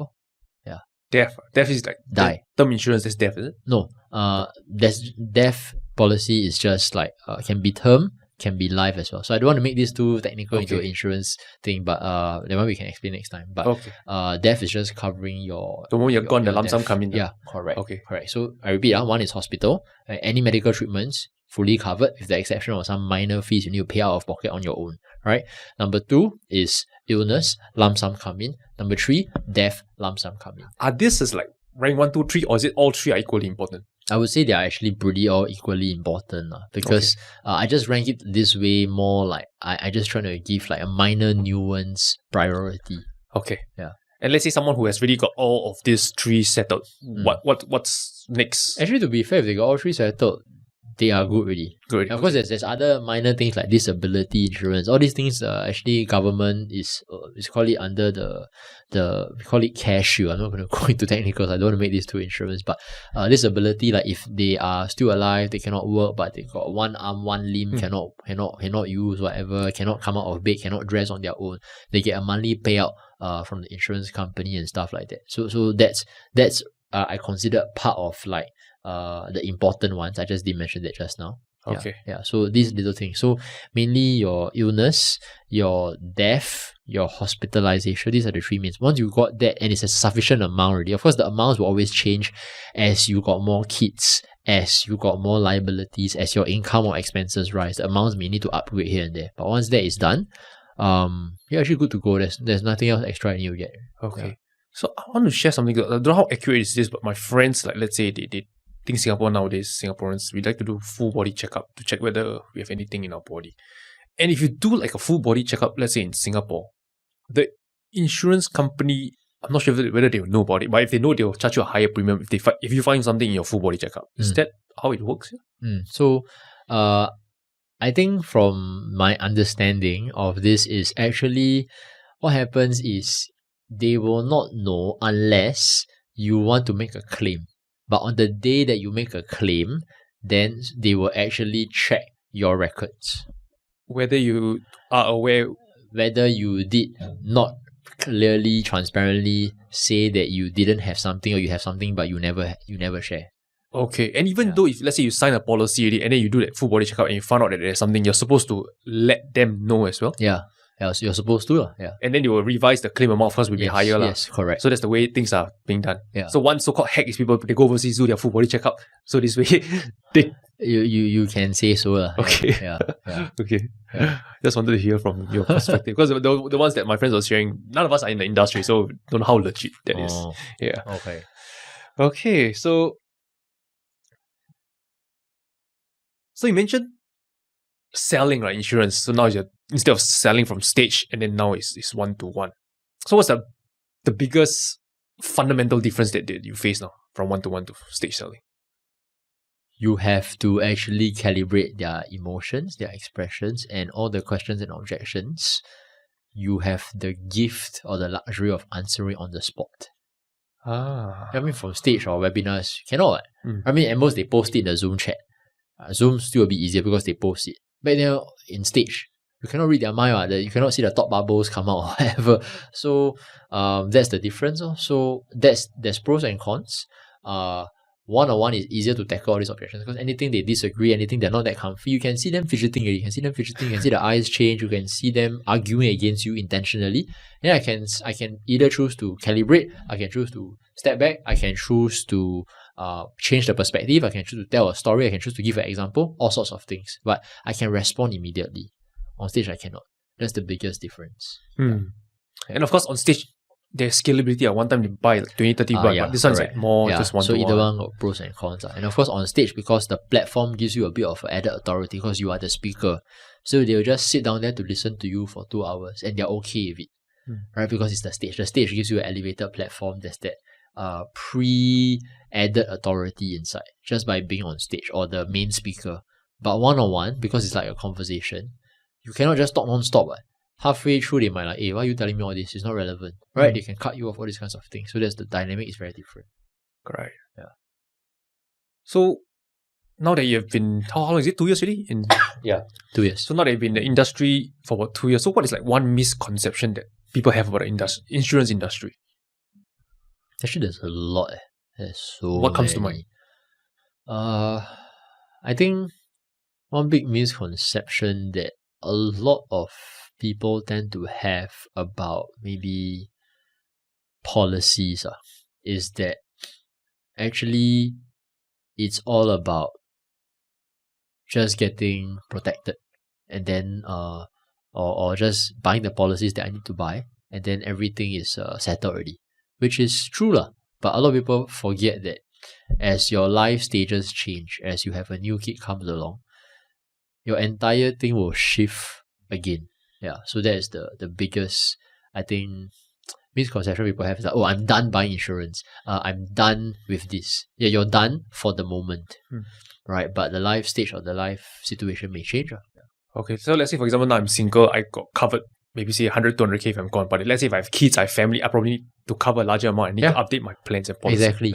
Right? So you're never ever done. And that's why obviously the review is important in that sense. And how often should someone do a review based on your experience?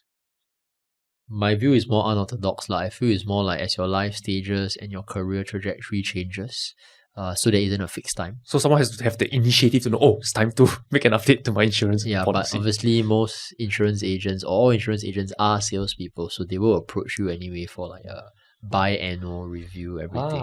Biannual review lah. So it's basically an opportunity for them to see if there's any gaps they can fill for you. Upgrades in your life, which is a legitimate issue to cover lah, to be fair. Yeah, that's why. Okay. And now clearly I see that you've transitioning to the insurance industry, you find, quite a bit of success. So what type of people do you feel that they are a good fit for this industry? What's your take? Oh, I shared this on my social media some time back. I think, I don't know what terms as fit, but I look back on my own journey. Obviously, to be fair, I have it much, much, much easier than the average young person coming in for the first time. Why? Because of three main things. And I wrote that down on my social media.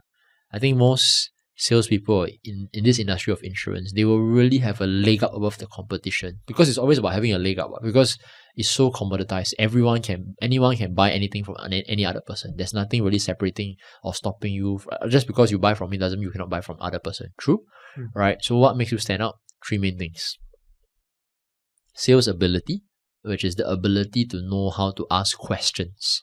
That thing in itself, you might think most people will have because this is the sales industry. Actually, it's not. Most people in the industry only know how to pitch because they are taught how to pitch the products, right? So even their pitching skill also got a problem because they only know how to pitch the product. They don't know how to pitch to the person's needs, right? But even if you know how to pitch the person's needs, you need to know how to ask questions. So I term it more like sales skills. So sales skills not even there, very, very outdated. That's one big problem already. Number two, you need to have some basic, believe it or not, marketing knowledge. Why? The way you send your messages inside, you tell me there's no copywriting, there's no benefits. Have, right? The way you send your follow-up reminders to show up for the appointment, the way you send, or you kind of like on the phone call when you say these things. Before that is you're writing a script. What is script writing? Script writing is copywriting, right? So some marketing skills, and last but not least, this one a bit tougher, but if you have that, it's a really added advantage. Some investing skills. You don't need to be the best at investing, don't need to be like very, very into investing like me or value investing, fundamental investing, but some investing skills. Why? Because when you speak, there's a lot more weight. You share things a lot more logical. Right? When the person says, so tell me what are you going to invest in? Sir, ma'am, I'm going to Mr. Prospect, Mrs. Prospect. I'm going to invest in this fund ABC or fund unit trust XYZ because you see the annual returns last 7 years was this amount. What the heck? Everyone also can see the annual returns, right? As compared to, I'm going to invest in this fund or this unit trust because these are the underlying instruments within. These are the companies or the stocks that they hold. I just give a random example. Let's say they hold this fund tends to hold like Apple or Amazon and stuff. So what I understand about Apple and Amazon is because right now they are a lot more larger, but their growth is still strong. They have quite a wide economic moat, and then you explain all these investing terms.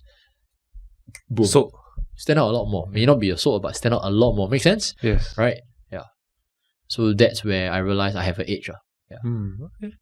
Yeah, so I had it easy. I have it easy, to be fair. And plus the fact that you don't need the money, so there's no pressure to close. Because don't close, never mind. I'm still, live my day as it is. And when you do that, actually, it's ironically the sales come faster because people can detect the vibe. It's always about the vibe. Yeah. Okay.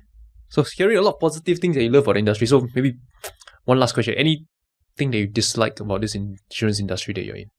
Of course, So man. what comes to mind? Yeah, I think number one is that it is still very sales driven.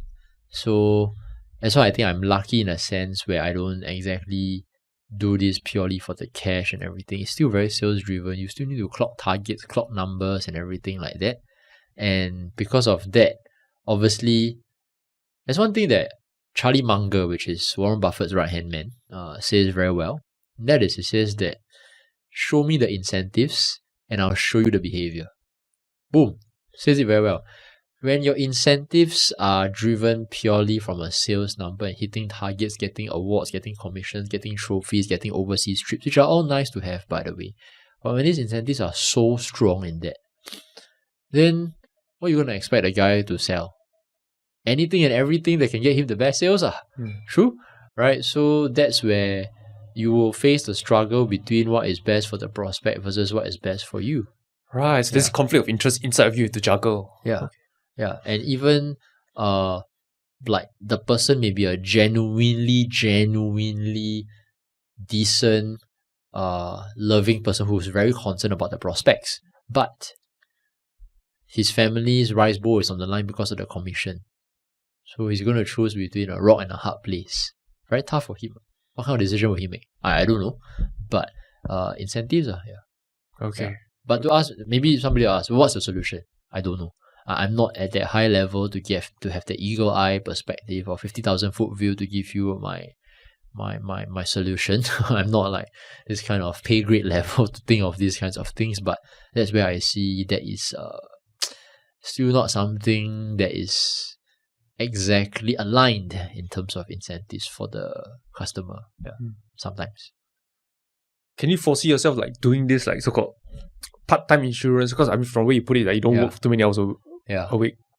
Will you do this for like the foreseeable future, like the next 3 to 5 years? Yeah, answer is yes. I do. I tell you a reason why, in case like you think I'm just giving a gut reaction. Number one, first of all, it is part-time. So like there is nothing that is like overly stressful about this, right? So there's no reason for me to cut it, unless of course like I go do something full-time and like start a company, whatever, then that's a different story. But I don't think so, but anything could happen. But as of now, answer is no. So it's a very good part-time gig that pays decently well. I get to meet people to talk about money, which I'm super money-faced, so that's very awesome. I get to coach them and help them with their investments or their planning of their finances, either one. And then there's a lot of free time. Yeah. And I must say that you're really killing it. You're working part-time and you're probably making much more money than a lot of your peers who are working full-time on this endeavor. I would say yes, but I will also credit a lot of it to the dues I've paid when I was younger. True that. And then thinking back also on this topic, I realized that the gift I had was actually one thing. Not many people maybe think about this that way. I found what I liked to do when I was 15, and I started laying the runway at 15. So compare it to the guy who finds what he really wants to do at maybe 28, which is still not considered old, because most people take a few years of working to find that, actually I want to be an entrepreneur and everything. So he starts laying ground at 28. And he might still work really hard and find his eventual passion. But I started laying ground at 16. So the amount of dues and price and pain I've paid across the years has already allowed me to go far beyond what most people would do just for the runway I've had. So that's actually it's not even my credit, it's just by luck.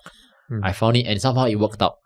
And I didn't lose passion in that domain, which is speaking, training, and it's all from the CNA documentary, the 30 minutes. Do you even have that link? Is it still available? I have to watch it. No, I don't have the link anymore. Okay. So maybe just to wrap up, maybe just a few more questions before I let you go. It's been I think close to 3 hours now. Yeah. Oh, it is. Whoa. Is it? Okay. Anyway, so if you could go back turn back time, right? What advice would you give to your 21-year-old self back in uni? If I could go back in time to my 21-year-old self,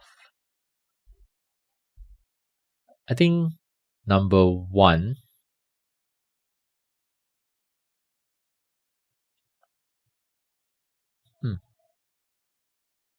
I have these conversations with myself. Like I do think of this, but I think to say it on a podcast, like I never put so much thought into it before. I would say build skills. Like learn how to. So obviously, have the benefit of hindsight. Learn how to build skills properly. What does that mean? So skill building is very easy to say. Learn how to break things down into habits. Develop the skill needed to form good habits, and so that you can go build the skills that you want to build. Right? So learn how to build skills, because I think for me it's really skills that took me far to where I am today. Whether it's investing, sales, business, speaking, it's all skills based. Right? So build skills. Number two, this is actually going to be a bit controversial, but basically my take is don't just focus on one thing. Go and invest your time to open many different bets. A lot of people will disagree, especially when you attend courses or seminars. They always like to say, you know what, at the start, you have to focus on one thing and make it work. But I always have this belief where if you're only at the start of your journey and you just focus on one thing, how will you know that this thing will take off? And they will say, oh, but you should just focus and make it work. But this thing may not be aligned with the way I am or my personality, right? So try multiple different ventures so that you can spread the bets wider. And last but not least, is actually, I'm quite biased, but I think this is very powerful. Learn how to communicate well, because that will get you far in a lot of areas. Communication, whether it's in your career, in sales, with people, whether it's writing or verbally or on stage, everything in life is communication, right? So knowing how to communicate, articulate and express your ideas well, that is very powerful. Yeah. Maybe just to push back a little bit, you mentioned that, you said like don't focus, like try many different things. But from what at least I've seen your journey, it's like at the start you're very focused in your speaking skill set, right? Then after which then you start to spread out after you found that certain level of success. What's your take on that? Good point. So when I say that, I'm referring to like even in speaking, right? I tried many different schools of speaking. That's what I mean. Yeah, so you see, like, so I give two examples, which is very apparent in my own life. When I first started doing my online business, I tried doing this thing called SEO, or which you know, right? It didn't work out. I tried to write a lot of articles, rank the website on Google, didn't work out. I tried like running ads on Google, paid ads on Google, also didn't work out. It's only when I finally tried affiliate marketing, then it worked out. But imagine if I take SEO and it didn't work out. Like, okay, I'm going to do whatever it takes to make SEO work. I maybe could have made it work, maybe, right? But the fact is, maybe just writing articles, and back then don't have freelancers, or that most of it you write yourself, right? Like, I just didn't have the personality or the enjoyment or the personality to enjoy writing content. Like you, I know you write a lot, right? So maybe like if I had tried doing that, it's like trying to make a fish climb a tree, right? So at the start, the problem is because at the start of most of our journeys, we don't even know what's our real liking, our true preferences. You don't know, so you have to try multiple stuff. So same thing for speaking. Yes, I was focused on speaking, so don't get me wrong, but I didn't like, okay, let me just go and watch as many motivational seminars as I can, right? But I tried many different schools. Instead, I tried many different schools of thought. So I watched motivational seminars, I watched like TED Talks, I watched like stand-up comedy, what have you. I watched like wedding MCs. Then from there, I find that the style that suits me best is more like, oh, this and that, and then I blend it together, right? So the marketing person I am today is a blend of the different marketing skills I've learned.